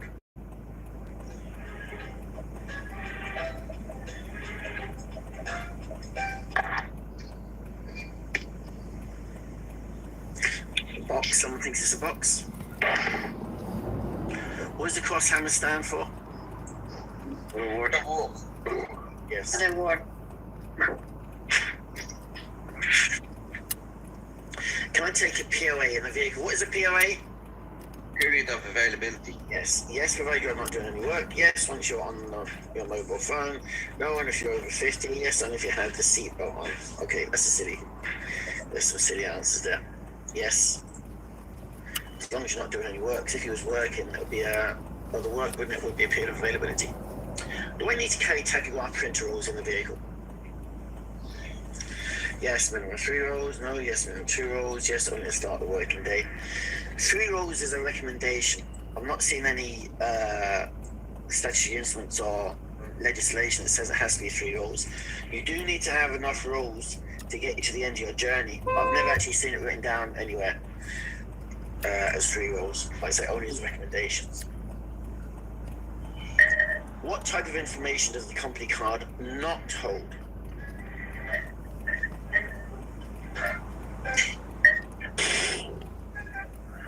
Excellent. Company card just locks and unlocks the tachograph. Nothing to do with it. What year did the RSA initiate prosecutions against drivers and operators? RSA.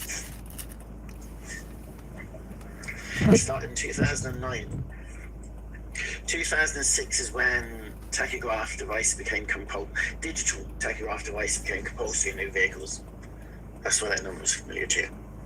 The split daily rest periods are broken into 2 parts of 3 hours and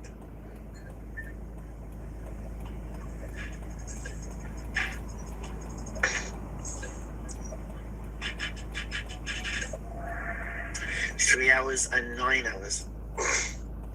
So you're taking 12 hours every day. So you're taking 12 hours out of every 24.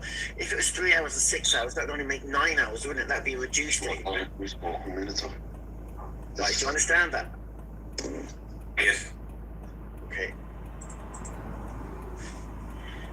Why is the driver card used in the tachograph unit? The card identifies you to the vehicle unit. The card accesses all your personal information.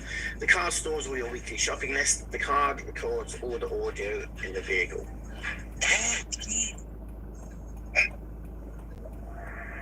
Yeah, it just identifies you to the vehicle.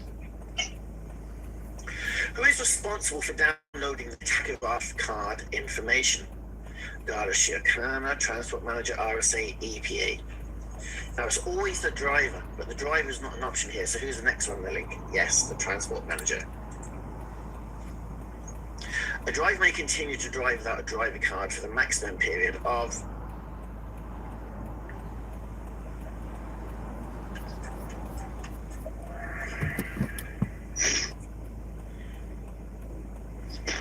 Can I drive a vehicle with a digital tachograph if I've lost my driving card?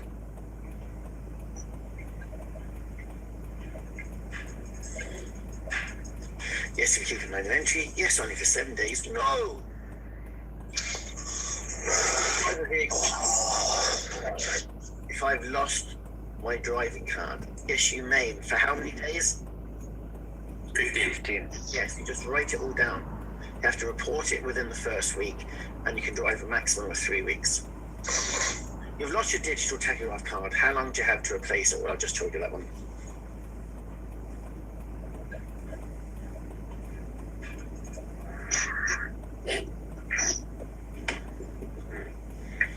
When was the analog tachograph card introduced in the EU? Analog. They're not going to be asked this question. It's just a bit of crap. This wouldn't come up for the CPC test. No, 1985. Fair play to those 4 people. Which vehicle is exempt from tachograph regulations? A bus with 3 axles, a 5-ton truck, a specialized medical purpose vehicle, a vehicle with 9 seats or more.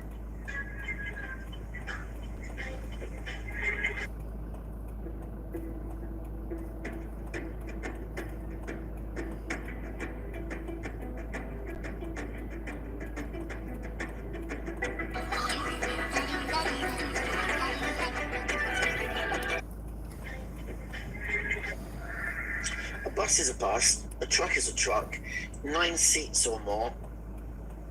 It's a bus. Minibus. Minibus, yeah. So a specialized medical purpose vehicle is? Ambulance, fire brigade. Yeah, it's an ambulance. Can I break the tachograph rules if my employer asks me to do so? Only for a race. Never. What time period is considered night work for truck drivers?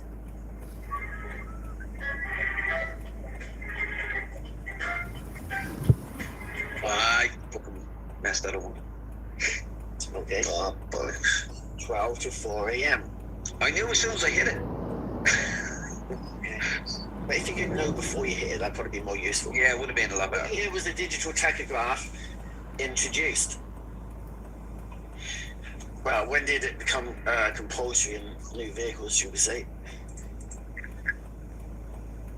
How long do you have to get a faulty tachograph unit fixed? The unit.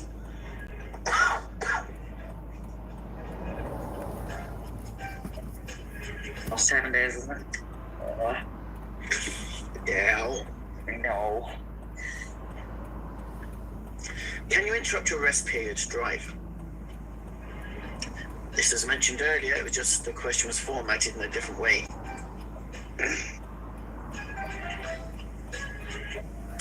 Yes, onto a ferry. The tachograph may give warnings of upcoming brakes. A digital tachograph may give warnings of upcoming brakes. Yes. The alarm goes off. A tachograph can assist with an accident investigation. If you have an accident, I promise you that is the first thing they're going to look at. Most people who watch these videos like and subscribe. I'd like to say thank you.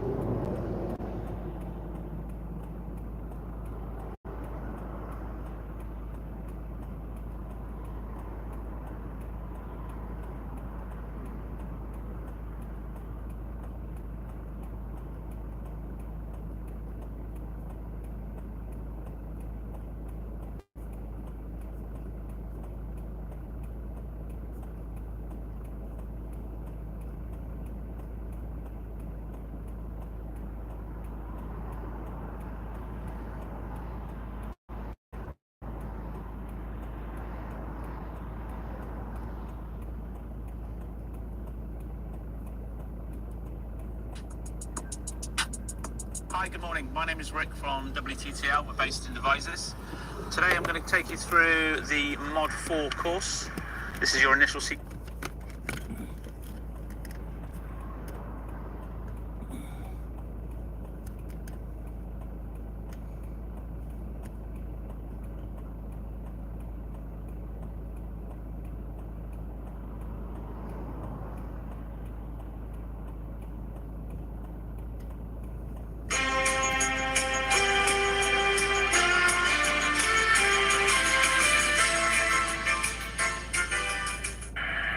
Truck CPC scenario 5, and this is test 2.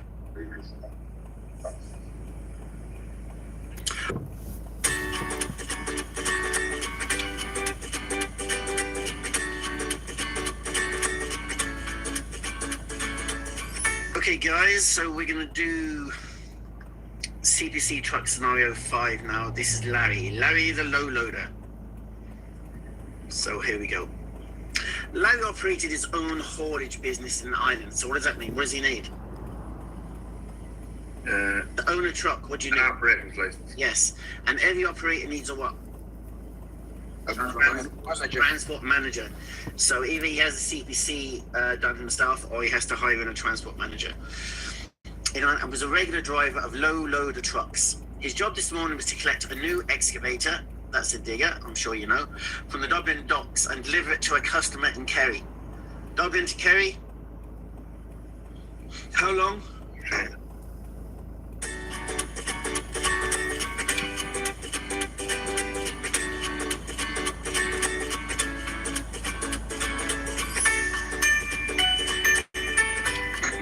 Okay guys, this is case study 7, CPC truck scenario 7. This is Brenda. Brenda was aware that she had a long journey from her hometown of Buncrana, County Donegal, down to Limerick. She went to the staff canteen and ate a good breakfast, one which would help her concentrate on her driving over the long distance without getting hungry. What happens when you eat large meals? Tired. You get tired. Get tired, yes, exactly. Brenda's consignment included bricks, bags of cement, and boxes of insulation products. She picked up her keys from the transport manager, and before having her truck loaded, carried out her daily walk-around check and cockpit drill. RSA recommended time is? 10 to 15 minutes. Lovely.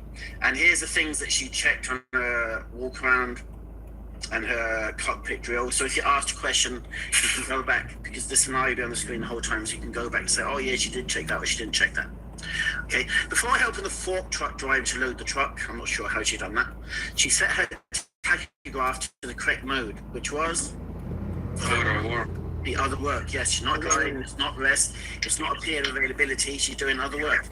In order to make the loading easier, she used a sack barrow to carry the bags of cement. You know what that is, yeah? Yeah. That's the one you put the bags on, you tip backwards and you push with your hands. I think it's called a hand barrow, a sack barrow. The bricks were distributed throughout the centre of the truck. Okay, what are the general principles to loading the truck? Oh, you can close to the bulkhead. Load it evenly, tight against the bulkhead, and don't overload the axles. Yes, or don't overload the axles, or the bricks are the heaviest. The GVW, yeah? Yeah, across the back. Normally distributed evenly, no gaps, tight to the bulkhead, don't overload the individual axles or the GVW, brake vehicle weight. In this case, they put the bricks in the centre to not overload the axles, I'm guessing. So next, the cement bags were loaded at 90-degree angles. Does that sound okay? Why would you load them at an angle? Pile them up at 90 degrees, yeah? Yeah, I'm not saying it's right or wrong, I'm asking your opinion. But you said it's okay? Okay. This is okay. Yes, as Amar said, okay. I think that's okay. 90-degree angles.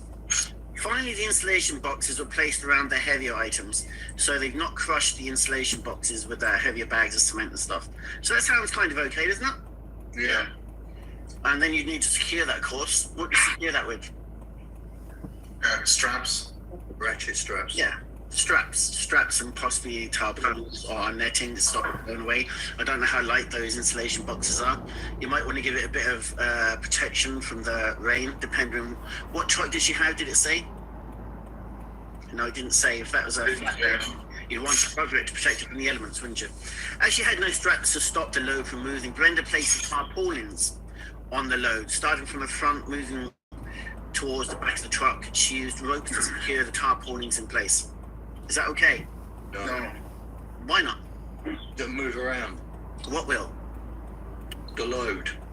The bricks. Yeah, the bricks. Well, you can't secure a load of bricks with a tarpaulin, can you? The tarpaulin wouldn't be strong enough to control the forces. If you hit the brakes, all those bricks are going to go forward, and that tarpaulin is not going to be able to hold it. So I can only, no, she said it was in the centre of the truck as well, so it's not tight to the bulkhead. But that sounds a bit dodgy. The loading seemed okay, but then the securement of the load seems a bit strange, doesn't it? Yeah. Brenda started out early to get to Limerick before lunchtime. I say lunchtime was 12 o'clock, where she wanted to take her first break. As usual, she used the national roads as much as possible. Good idea, bad idea? Yeah. Yeah, national roads, motorways are the best way to travel, aren't they? Yeah. As usual, she used the national roads as much as possible, watching for traffic sign that indicated things such as danger and speed limits. Whilst driving through Donegal, she encountered numerous uphill and downhill grades and repeatedly had to change gears. The difficult driving conditions and excessive gear changing caused her to get extremely tired. I think she's in the wrong job, don't you? If changing gears going around Donegal makes you extremely tired, okay. But to make the delivery window in Limerick, she kept driving. What's the delivery window? Delivery needs to be done. Yes, between the times. So it needs to be delivered between 6 and 8 o'clock. You have a 2-hour window. When leaving Creshin, a town on her route, she passed under an arch bridge with vehicle restrictions. What kind of restrictions? And it's a criminal offence to hit a signed bridge, isn't it? Yeah. And where's the height of your vehicle? In the cab. And the maximum height of the truck is? 4.65. The maximum width? 2.55. Lovely. At one point along the N18, she came across a slow-moving motorcyclist, sorry. I'm not sure there is such a thing as a slow-moving motorcyclist. Wheelchair. And maybe a wheelchair user, possibly. The slow-moving, it must have got a wheelchair user confused with a motorcyclist. There's there's no such thing as a slow-moving motorcyclist. And then when you say what is slow-moving, I would consider slow-moving below 15 kilometers an hour.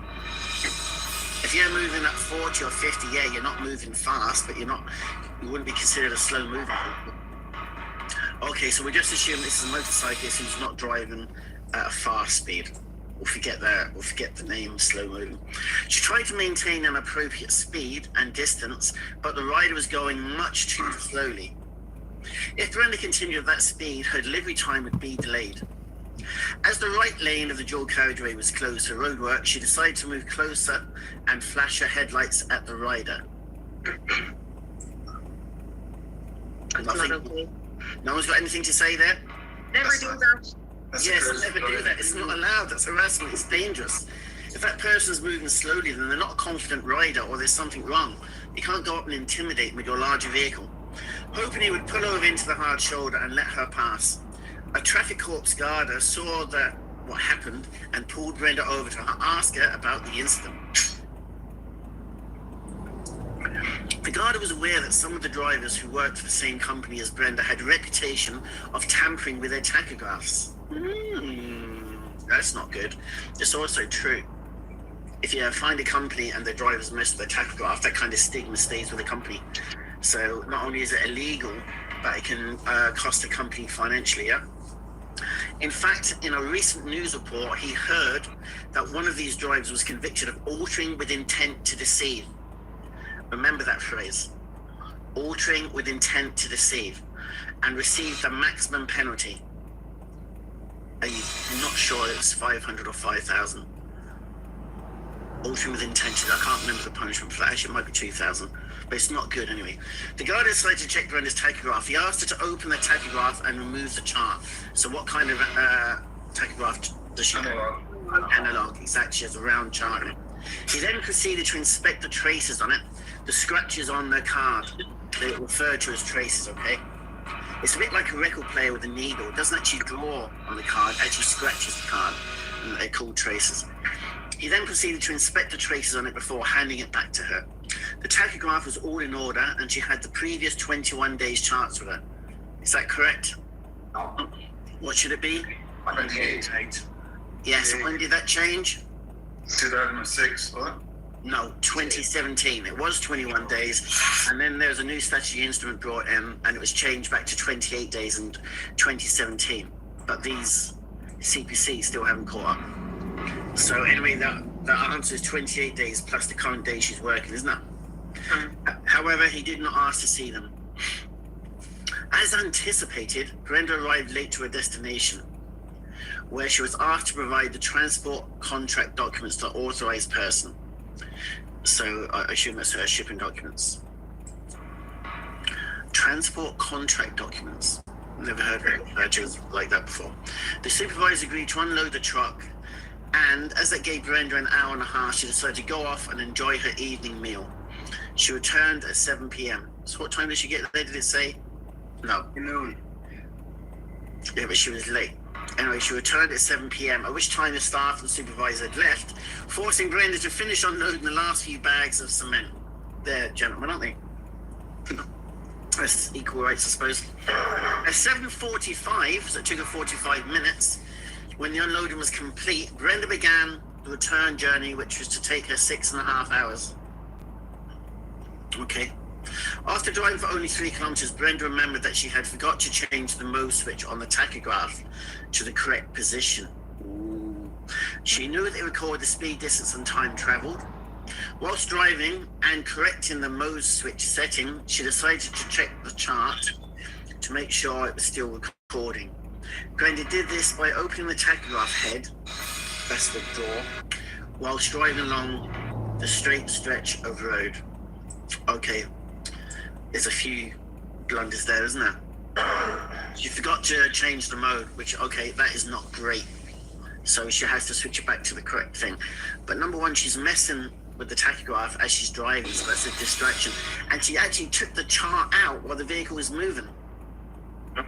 So that's crazy, isn't it? Yeah. That's just very silly. Whilst passing through Moor, she realised it had... Oh yes, I noticed you said that to drive 6.5 hours, blah, blah, blah. So you might get some questions. How long can you drive without taking a break? How long is your break? 45 minutes. We can be split into how many parts? 2. First part must be at least how long? 15 minutes. Second part must be at least how long? 30 minutes. And then you can drive for how long? 4.5 hours. Another 4.5 hours. And then what? You take a break of 45 minutes and you can drive for how long? 1 hour. 1 hour. How many times a week can you extend your driving? Twice. So if I take 20 minutes, I'm still owed 40 minutes? It's 21. You can't do that. So if I'm extending my driving, I'm taking a break. Instead of driving for the whole hour, I only take 20 minutes. So I'm still owed 40 minutes, yeah? Yeah. What? No. No. You get 2 extensions to a maximum of 1 hour. If you only take 20 minutes, that's fine. That's one of your extensions gone. Okay? If you take 20 minutes, you are not owed the other 40 minutes. You're allowed 2 extensions up to the maximum of 1 hour. So if you take 10 minutes, you drive an extra 10 minutes, that's one of your extensions gone. All right? Whilst passing through Moor, she realised she realised she had not had the consignment note signed. Decided it was too late to do anything about it. Now she kept driving on. That's all you can do, really, isn't it? Mm-hmm. Because this had been a long day, she was now feeling very tired. In order to get home as soon as possible, she kept driving and arrived back at her depot at 3:30 a.m. So what time did she leave? 7:45. She left at 7:45, drove for 3 kilometers, messed about with the tachograph, and then arrived at 3:30 a.m. 1, 2, 3, 4, 5, 6, 7 hours and 45 minutes of driving. Something like that. Yeah, so she did take a break then. But she didn't take a break, did she? She did. She left that. There's something wrong with the hours there. She said it was going to take her 6.5 hours. Yeah. But it took her 7 hours 45. 7 hours, what was it? 7 hours 15 minutes. So that includes a 45-minute break, does it not? No, because it doesn't mention. She said blah blah. In order to get home as soon as possible, she kept driving. Oh, sorry. And arrived back at the depot at 3:30. Doesn't But she's compute. been but- driving from 7:45 to 3:30. Okay. Unless she's driving really slowly. 8, 4, 5, 6, 7 hours, 45 minutes without a break. So that's not acceptable, is it? No. And she messed about with the tachograph chart, which it could be done for that altering with intent to deceive. She's taken it out while it's moving, so she's messing with it, isn't she? Yeah. Okay, so she made a few mistakes there. So that was CPC 7, case study 7, Brenda.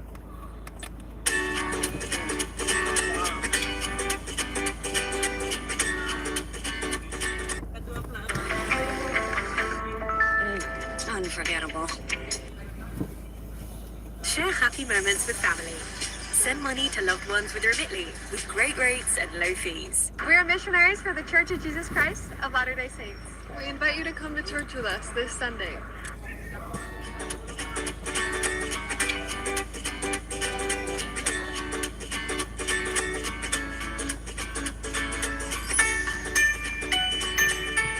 Okay guys, this is case study, truck case study 9, Liam. CPC scenario 9, Liam for trucks. Okay. Liam was an experienced driver with over 40 years experience, working in national and international road haulage, carrying various loads and general haulage goods for Dublin haulage operator. Okay. This morning he had to collect a full load of steel girders from a steel yard that was 10 kilometers from his depot. Everything okay so far? Yeah. From his depot in Dublin, and take the load to a construction site about 60 kilometres away, an arc load. How long would that take? 60 kilometres. Not too long. No real tacho issues there. Liam walked out into the yard to his truck. He was the only driver of the truck, which he checked out as part of the company's defect reporting system. What do you call that? What daily walk around? Yeah, your daily walk around. He found everything was okay. After doing his safety checks, he checked the equipment he needed for loading and securing the steel girder. Your steel girders. Chains. Chains, yeah. You're not going to use ropes or straps on steel girders. The storage box containing chains, slings, securing clamps, lashing clamps, webbing, straps, and nylon rope. All the equipment was there, and the insurance company had inspected, tested, and passed on a service for only 2 weeks ago. Okay. He also had a certificate of roadworthiness that was 2 months old. How long does that CVRT last? Yeah. His truck was fitted with a hydraulic onboard crane and stabilizers rated with a lifting capacity of 1,800 kg. That's 1.8 ton. The crane was recently tested and certified. Is that correct? Does anyone have the scenario in front? Yeah. Is it 1,800? Is that correct? Or is that a typo? Okay, the crane was recently tested and certified, but Liam checked it anyway. He called back into the traffic office and collected his documentation for the journey. Okay, so what documentation is he collecting? Manifest. Manifest is exactly what he has, yeah. The load was the maximum weight he could carry, as his truck was 32 tons. GVW, gross vehicle weight. What's the other word for GVW, the other acronym? DGVW. Which stands for? Design gross vehicle weight. And what's the other one? MAM, what does that stand for? Maximum authority. Maximum authorized mass. Yes, maximum authorized mass. He arrived at the steel yard, spoke to the yard foreman, put on his steel toe cap boots, and moved his truck to where it could be loaded. The yard foreman said the forklift driver would help him in loading. That's handy enough, I suppose. While Liam was chocking, do you know what chocking is, yeah? Yeah. Putting the triangle lumps behind the wheels so the vehicle doesn't roll away or move. While Liam was chocking his drive axle wheels on both sides of the truck, the forklift driver asked him what he wanted loaded first. Liam calculated the weight of the girders. There were various sizes ranging from 5 to 1,500, so his crane is okay then at 1,800, isn't it? Yeah. He wanted the load distributed evenly over all the axles. So what are the principles when you're loading a truck? Line up against the headboard and evenly spaced. And the headboard evenly spaced, yeah. And no gaps. Yeah. Don't load the individual axles and don't overload the GVW. The truck was fitted with road-friendly air suspension. Where would you find the GVW? On the steps. On the plate on the steps, yeah. The truck was fitted with road-friendly air suspension, so it's modern. Liam was told that he did not need any special handling equipment to load the girders. Okay. I would call a crane and a forklift special equipment, wouldn't you? Yeah. He checked he had put on the vehicle handbrake, and he then stayed outside the cab while his trailer was being loaded. While loading the steel girders, one of the 15 kg girders was damaged when a forklift operator accidentally dropped it. Wow, that's a big mistake, isn't it? That's very dangerous. He told Liam about the damage and said it was not going to load the girder on the truck. Would you agree or not? I agree. Absolutely, you don't take damaged goods. If you come to my yard and part of the load is damaged, I'll refuse the whole load. Okay, it's so much. So if I say yeah, but not that, now we need new paperwork, it has to be signed and approved, and it's just such a mess to accept part shipment. It is so much easier just to refuse the whole shipment. Okay? It's just so much easier, you know, bureaucracy-wise and paperwork-wise, and well, how you sign for this? Yeah, but I sent that back, but you signed for the whole lot, or you scribbled on this document, now this document is different from the other. It's just so much easier to say, that's damaged, I'm not taking it. Okay, so remember that. Liam agreed not to load the damaged girder. About 30 kilometers down the road, Liam remembered how difficult the same job was years ago when he had an old Fodden truck trailer, steel spring suspension, cross-ply tyres, full of 9-speed crash gearbox and all-round drum brakes. You're not going to get questions on any of that stuff, okay? It's too old. He was enjoying how much more comfortable his current truck was and was very relaxed listening to a CD. All of a sudden, a car honked steadily at Liam, and he noticed that he had drifted into the right lane and almost hit the other vehicle. He corrected his driving, adjusted his seat, and turned off his CD. Is that okay? No. Why? No. You shouldn't adjust his seat while he's driving, should he? Not. Absolutely not. And if you're feeling tired, what is the RSA recommendation? Pull over and rest. Yeah, what else? Coffee. Air circulation. Coffee, yeah. They don't say air circulation anymore. The advice in the RSA now is to pull over, get a coffee, drink the coffee, have a 20-minute sleep, and wake up to loud music. That's their advice now. But just the action of getting out of the vehicle and getting a coffee would probably wake you up. Don't take more than 20 minutes sleep, because if you take more than 20 minutes sleep, you go into REM sleep, rapid eye movement sleep, which is a deeper kind of sleep, and then you can wake up feeling even worse. Okay? So it's 20 minutes sleep. After the incident, Liam was pulled over by Garda, and they asked him for his documentation. What documentation should he have? His insurance, CBRP license. For him, let's start off with just him. What documentation does he need? License. Driver card, Tachograph card, and CPT card, yeah? After he gave the guard the correct set of documents, what documents does he need for the vehicle? CVRT. Yeah. Insurance. Yeah. Road tax. Tax, yeah? The guard reviewed the documentation and visually checked the truck. When the guard had found no defects, the officer demanded that Liam do a breath test. There's no grounds for that. Well, he did swerve into the wrong lane, so yeah, I think he does, doesn't he? The guard see that. Well, isn't that why he's being checked after the incident? Oh. So I do get where you're coming from, but after the incident, it says, adjusted his seat, blah, blah, he turned into the right lane and almost hit another vehicle. He corrected his driving button and turned off his CD.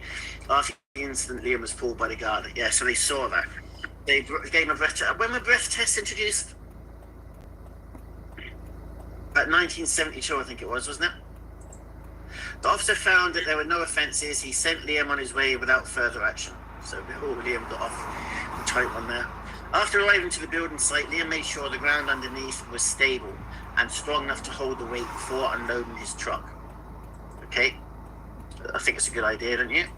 Yeah. Especially if he's putting out the legs, you don't want him sinking into the ground. He stopped, put on the parking brake, and began unloading the steel. Just before he left, he phoned his boss, who asked him to put the truck in the secure compound where it was that morning. The next day, Liam returned to the depot for his next job, which was a truck loaded with cartons of silk cloth. He departed at 9 a.m. He was going to drive 180 kilometers to Galway. Now, how long would that take? 4 hours, I suppose. Not even that, would it? Say kilometers an hour, 1, 2, 3.5, 4 hours maybe, depending. Then changing trucks and returning with a refrigerated load of salmon caught in the Atlantic Ocean. He was going to bring it about 105 kilometers to Tullamore, so obviously he's in need of break between there, isn't he? Before driving the remaining 80 kilometers to his Dublin base for a very late lunch break. It will be another long day. So you might get tachograph questions around that. Not too much happening in this scenario, really, is there? No. It's just about loading, really. And the general principles of loading is tight to the bulkhead, no gaps, use dunnage if you need to. Dunnage is the stuff you use to fill in gaps. Don't overload the individual axles, don't overload the vehicle. The formula for GVW is? Vehicle, weight, fuel. Yes, vehicle, load, and fuel. Okay, that's great.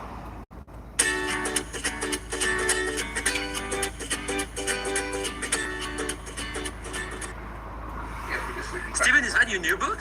Yeah! Look at this! I'm giving this book away this Sunday for free. This is 10 hand and finger exercises. It will save you years if you're trying to learn piano.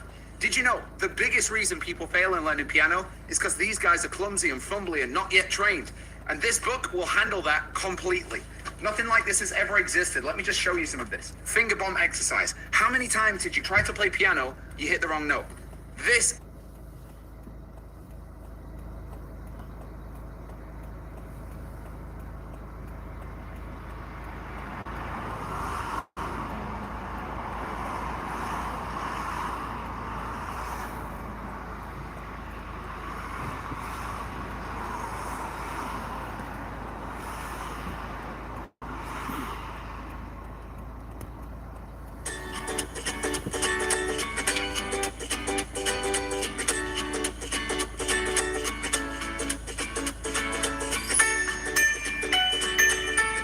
Okay, case study 8, Lorraine. So this is case scenario 8, Lorraine. Today, Lorraine was driving a 3-axle truck. So maximum weight for 3 axles?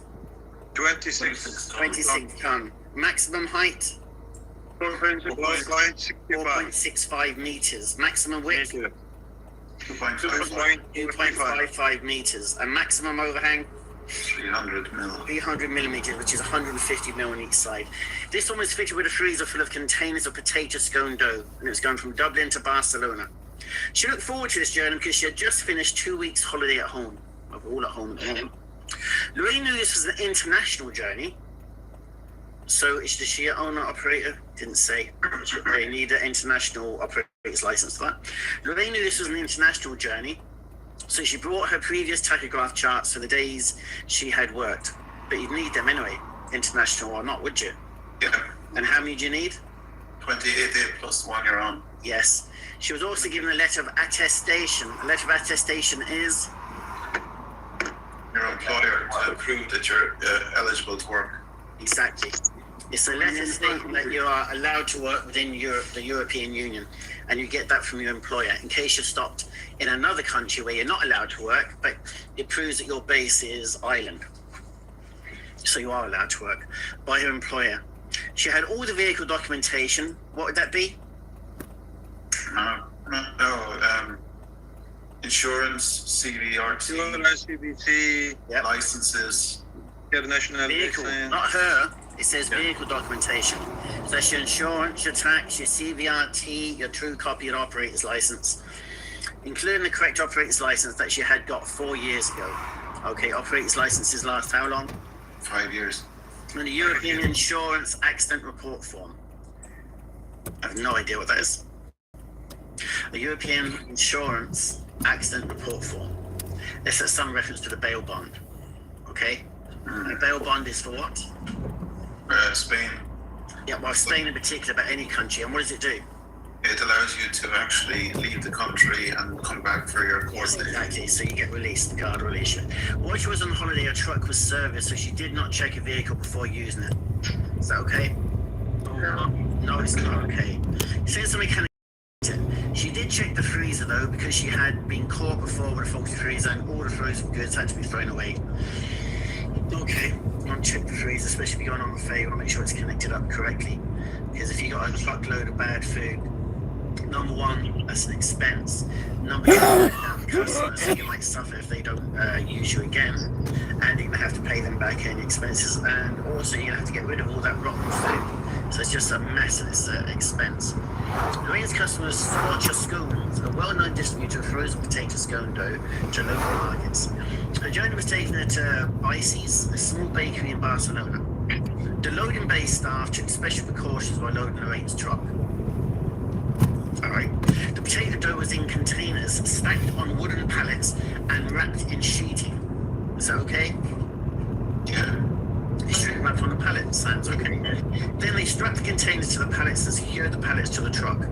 The loaders parked the truck in the yard and joined it to an electrical connection to keep the freezer at the correct temperature.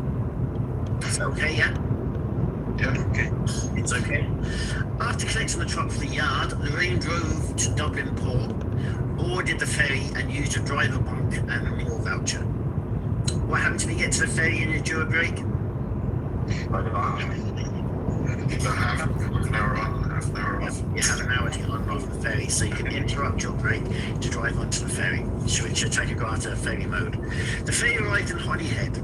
Lorraine knew she had no time to waste in getting to Dover to catch another ferry to Calais. Her truck was one of the first off the ferry. She drove through the customs route delay and onto a clear road. Her journey to Dover began at 10:30 and took along the A5 leading to the M6. She had heard from other drivers on the ferry that there were roadworks. Okay, so that would come into your route planning. Hopefully your transport manager has already worked that out for you. Taking into consideration the vehicle, the load, the weather conditions, toll bridges, ferries, weather, congestion, tunnels, bridges, and everything else goes into route planning. While travelling through the contraflow roadworks on the M6, a traffic patrol car pulled Lorraine over, and a police officer asked if she was aware that her rear light cluster was not working correctly. What's a cluster? It took me 10 years to learn this, but I'll teach you in 5 minutes. I don't know how you found this page, but trust me, you won't. Working correctly. What's a cluster? What is a cluster? Yes, when you get a group of lights together, your brake lights go to reverse light and your indicator, you call that group of lights your cluster. And sometimes when you get short, your brake light will be flashing instead of the indicator or whatever. Brenda, Lorraine, being a silly Billy, did not do her legally obligated walk around, so she didn't know that light was not working correctly. How often do you need to do a walk around? Every morning. Every morning. You don't have to do more than one in a 24-hour period, but you must do it every morning. Yeah, she didn't. That's an obvious breach, and now she's being pulled up from. When indicating her brake light flashed, and when she used her foot brake, one indicator and her fog light lit up. The police officer also noticed that the fuel filler cap was missing.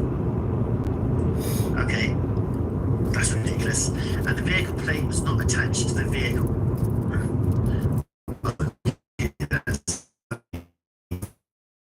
Silly, isn't it?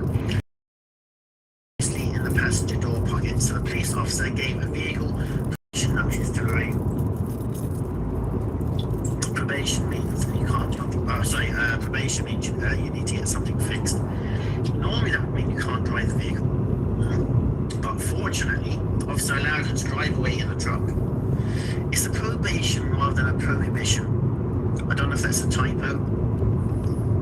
I have to check the proper. I think it's a prohibition notice, not a probation notice. Fortunately, the officer allowed her to drive away in the truck because she was running late for Dover. Yeah, because police are often like that. You're running late, off you go, son. However, she would not drive over the speed limit as there were several enforced cameras. Not because it's against the law and dangerous and reckless, but because there were several cameras on the M25, which are goods vehicle speed limits of 60 miles per hour or 96 kilometers an hour. She's in the UK, remember, not in the Republic. After driving for 10 minutes, a bird dropped down in front of Lorraine's truck. She braked and swerved to avoid hitting it. She has braked and swerved a rigid truck to avoid a bird. You're good. Mama. That was exactly the thought that was in my head. That was me. Oh, who was that? Gary. Oh, sorry, Gary. I thought it was the mama. Yes, swerving a 12-meter truck at 96 kilometers an hour to avoid hitting vermin with wings, in my opinion, is not a great idea. Anyone else got an opinion on that? I mean, you love animals. What do you think? Be honest, it's harder than you think. Well, it is for me now. I'd probably touch the brake, but I would certainly not jam on. Not for a you jam on for a small child, obviously. Or you try to avoid a dog or a cat, and I'd hit the brakes. So there's no way I'd swerve around a cat or dog either. Not in a 12-meter truck. Anyway, the truck almost tipped over, but Lorraine's quick thinking and driving experience kept the truck on all its tires. Okay, that's oxymoron, isn't it? It almost tipped over, and then it says she's quick thinking and experienced.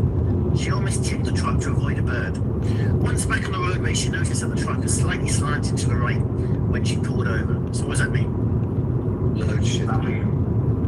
Load shifted or flat wheel, or could be suspension, I reckon. It's not good, whatever it is. She discovered that the right front tyre was flat. She phoned her depot, who got a company to replace the tyre, and with the help of a professional tyre fitter, she got back onto the roadway again. So that bird just cost 250 quid in around that to replace the tyre. Emergency called out, and she's being delayed. And yes, not good. Lorraine finally arrived in Dover at 7:15. What time did she leave? Did it say? 10:30 a.m. So she's been 9.5 hours. She's been driving 9 hours. After driving the 610 kilometers from Holyhead. Okay, I just hope she took a break there. Obviously, you had your 4.5 hours driving and your 45-minute break, and you could drive 4.5. You all know your tachograph at this stage. And caught a ferry to Calais. Once in France, she drove on to Troyes. Am I pronouncing that right? Troyes. The journey lasting almost 4 hours. Following her minimum rest period, so that's 9 hours, she drove 1,000 kilometers to Barcelona without stopping. All right, even if she was on a motorway doing 90 kilometers an hour the whole time, that would still take 10 hours, 11 hours, wouldn't it? Yeah. Solid driving, so that's just highly, highly legal. When she arrived at the bakery, she parked the truck and went to a hotel for a well-deserved daily rest period. Yeah, well-deserved. The next day at the bakery, it took 8 hours to unload the truck. What? Oh, sack every person in that warehouse. It took 8 hours to unload the truck. I've seen an entire truck unloaded in about a minute and a half. There's about 4 forklifts. It was a distribution center. The truck pulls in. It was a rigid curtain side. The curtains went up, and just like 2 forklifts each side just come bang, bang, bang, bang. As it was unloaded in minutes. It's certainly, I can't think of a scenario where it would take 8 hours to unload the truck. Unless it was waiting 7 hours and 45 minutes and then got in and they unloaded in 15 minutes. Well, it says there was no forklift. Even so, no, I can't imagine a scenario where it takes 8 hours. On the return journey, Lorraine was feeling tired and took a short nap after 800k. Everyone happy with that? No. Again, it's absolutely ridiculous. She caught the ferry to Dover, and during the crossing, she realised she had broken the tachograph rules. She took an old chart and changed the date to suit this journey.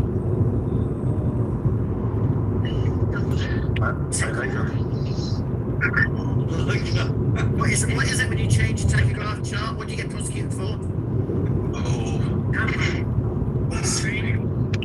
Altering with intent to deceive. Yes, well done, Mary. Eventually, she got off the ferry and drove down a long, steep hill to join the motorway for Holyhead. She had a 3-hour delay at Holyhead before the ferry left for Dublin. Once on board the Dublin ferry, she replaced the real tachograph disc with the false one. Everyone's happy with that, yeah? Illegal. She'll be on. The force again, altered with intent to deceive. After leaving Dublin Port, she met a multi-agency roadside check. An RSA transport officer checked her tachograph chart and noticed it had been changed. It was a very stressful day for Lorraine.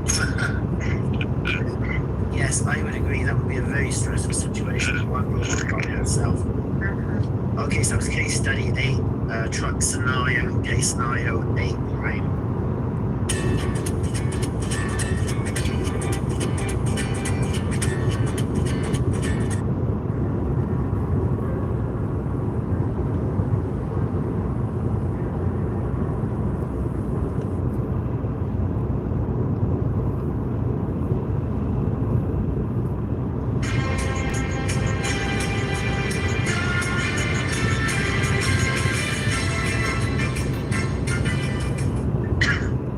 Tachograph questions, this is test 3. Tachograph questions, test 3.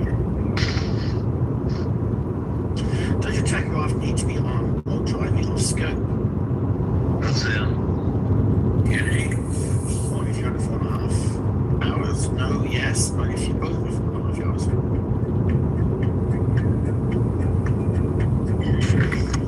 Off scope, then you're outside the scope of the tachograph. So the answer is also no. You don't even need to have a tachograph in the vehicle. How many times per week do you take a split daily rest?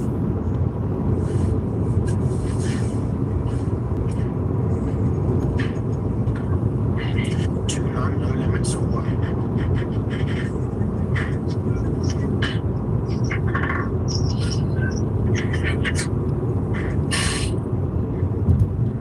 Excellent. Split rest is your 3 hours and 9 hours. It's a horrible shift. You can take as many of them in a week as you want.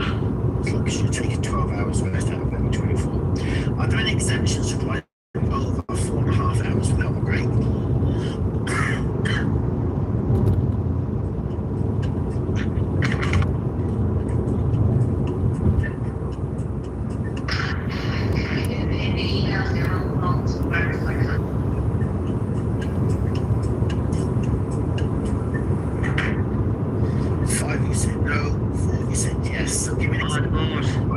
Yeah, when you're on the ferry. Yes. Driving 4.5 hours, stop, rest, then you're at the ferry and the ferry arrives. What do you do? Anyway, what's wrong? Even though I know. What do you do? You arrive at the ferry after driving 4.5 hours and you do a rest, but the ferry turns up. What do you do? Stick it on the ferry boat and drive out. Exactly. How long do you have to get on and off the ferry? There's an exemption to driving over 4.5 hours. Yep.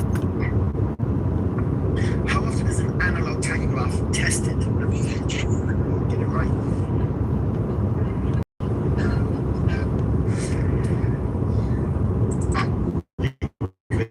I got cut off there. Yeah, no worries, just log in when you get a chance. Right. 65189. Can I take my weekly rest in my vehicle? No, if you didn't call your family. No, if you have less than 50 kilometers to your destination. The answer, of course, is you can. You can take up reduced weekly rest, but it must have a bunk or a couchette. Or as David says, a bed. Yeah.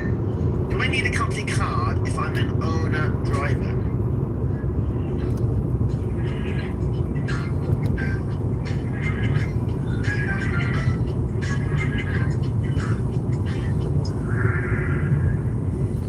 Yes, the company card allows you to access the data store. Yeah, if you're an owner operator, you should have a company card. What is the maximum length in hours of a night shift? Now, this is for passenger vehicles, but it doesn't matter because it's the same. There's a workplace agreement in place. The night shift is 10 hours long, but the day shift is a maximum of 15 hours long. How many hours can you work without a break? Read the question. Work without a break. Fuck's sake. Who is still fail for? And I know one of them is by that last reaction. What period of time is recorded on a digital tachograph unit before it starts writing over itself? How long will a digital tachograph unit record?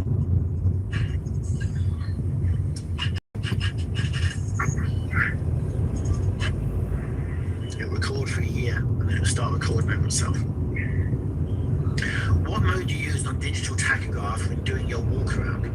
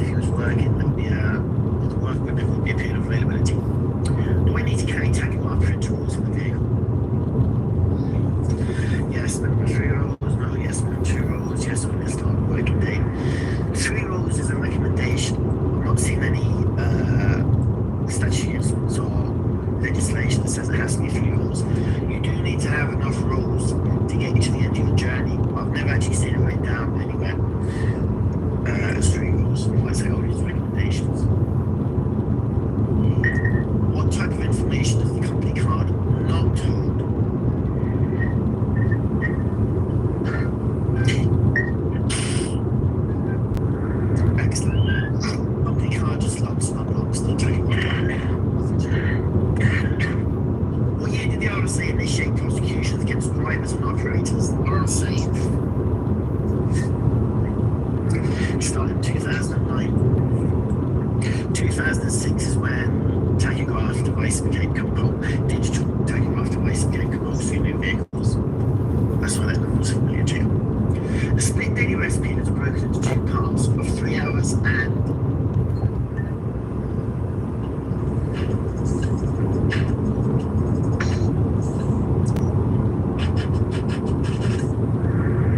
3 hours and 9 hours. So you're taking 12 hours every day. So you're taking 24. If it was 3 hours and 6 hours, that would only make 9 hours, wouldn't it? That'd be reduced to. Right, do you understand that? Yes. Okay. Why is the driving card used in the tachograph unit? The card identifies you to the vehicle unit. The card accesses all your personal information. The card stores all your weekly shopping list. The card records all the audio in the vehicle.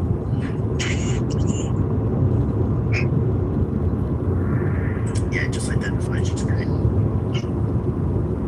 Who is responsible for downloading the tachograph card information? Garda Transport Manager, RSA, EPA. Now it's always the driver, but the driver's not an option here, so who's the next one? Yes, the Transport Manager. A driver may continue to drive without a driving card for the maximum period of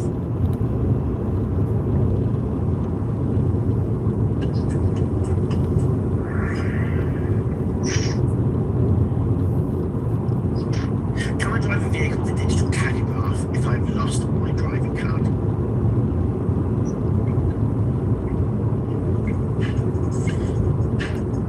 Yes, if you keep my inventory. Yes, only for 7 days. No!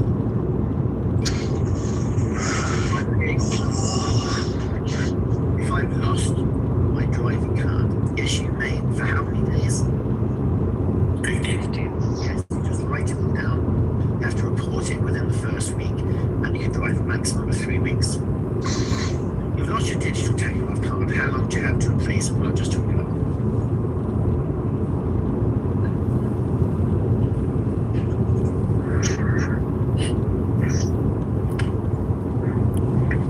When was the analog tachograph card introduced in the EU? Analog. They're not going to be asked this question. It's just a bit of crap. This would come up with the CDC test. 1985, fair play to those 4 people. Which vehicle is exempt from tachograph regulations? A bus with 3 axles, a 5-ton truck, a specialized medical purpose vehicle, a vehicle with 9 seats or more.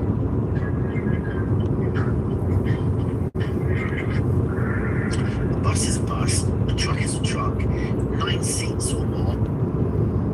It's a bus. Minibus, yeah.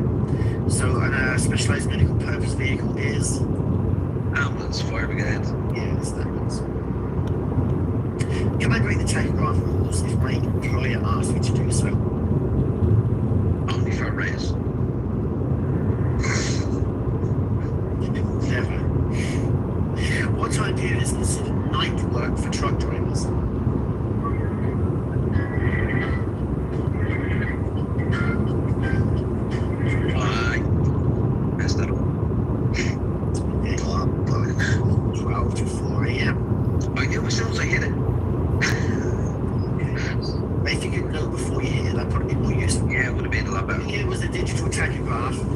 Introduced.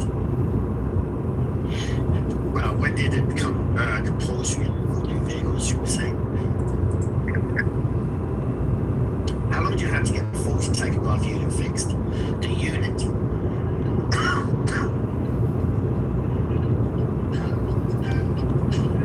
7 days. What? Yeah. No. Can you interrupt your rest period to drive? This was mentioned earlier, just the question was formatted in a different way.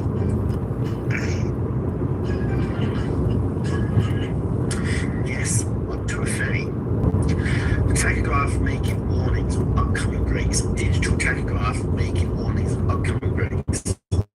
Yes. The alarm goes off. A tachograph assist with an accident investigation. If you have an accident, I promise you that is the first thing they're going to look at. Most people who watch these videos like and subscribe. I'd like to say thank you.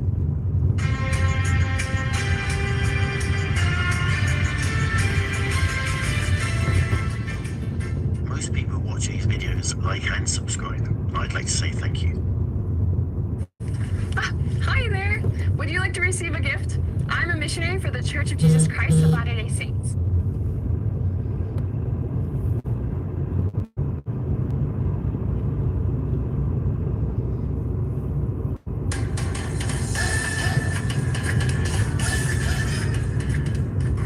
As a professional mobile worker, you have to follow two sets of rules.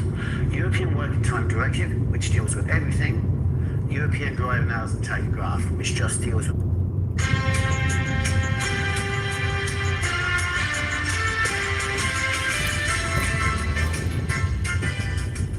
Ivan? Yeah, sorry, Leon. Yeah, I'll be on minute. Okay, this is CPC Scenario 1, Gavin, and this is Test 2. What type of driving is Gavin doing? European, international, domestic, or multi-drop?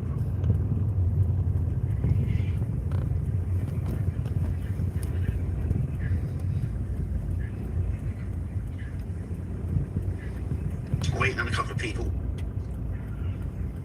Okay, he's doing domestic. He wasn't doing more than one drop, was he? So it wasn't multi-drop. What is the rule for driving in wet conditions? Good, it's a 4-second rule. 2-second rule in the dry, 4-second rule in the wet. How do you calculate GVW for a HGV? What does GVW stand for? Gross vehicle weight. Yes, thank you, that person. What does HGV stand for? Heavy goods vehicle. Lovely. Thanks, Adele. Multi-select says more than one answer. How often does a digital tachograph unit need to be calibrated? Well, it should be a multi-select. There's only one answer, isn't there?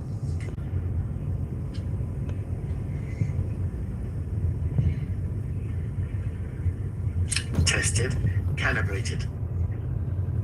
Let me skip on because someone's just taking their time.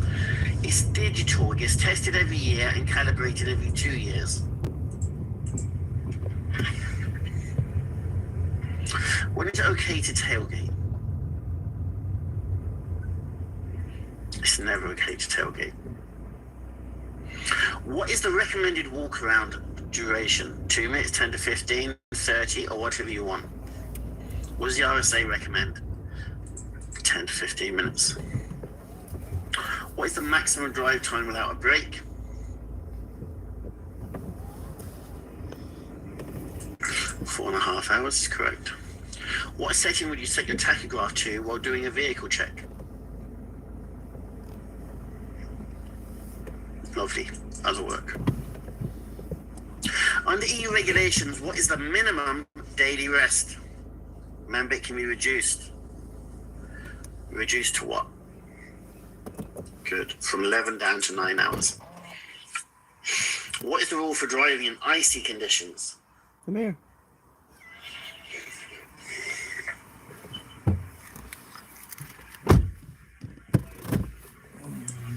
Good. Where in the truck would you place a single pallet?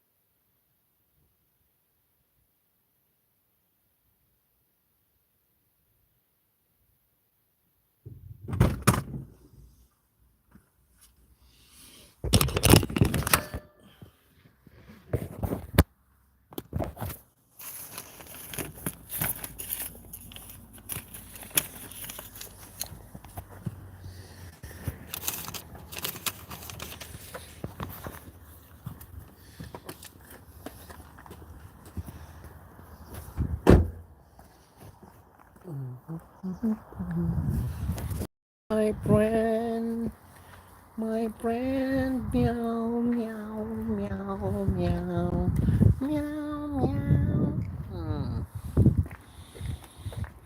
My friend, meow, meow.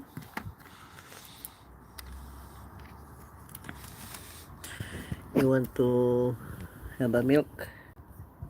Huh?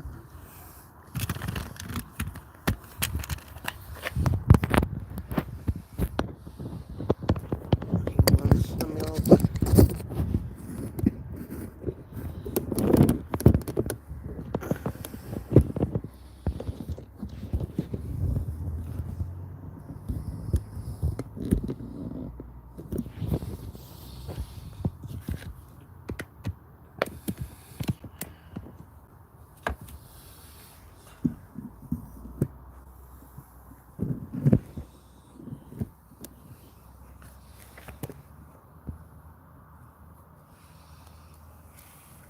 Oh, meow, meow.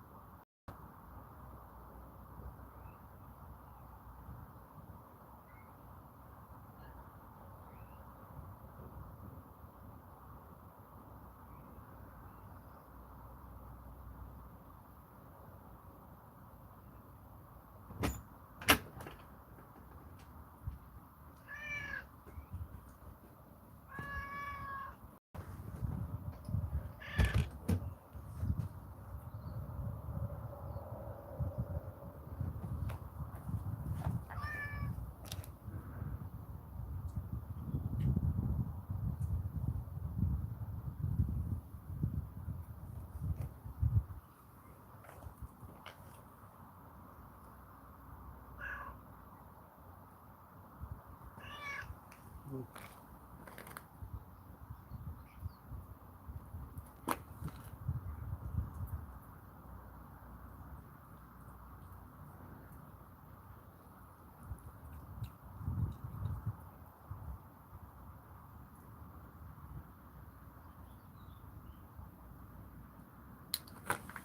it.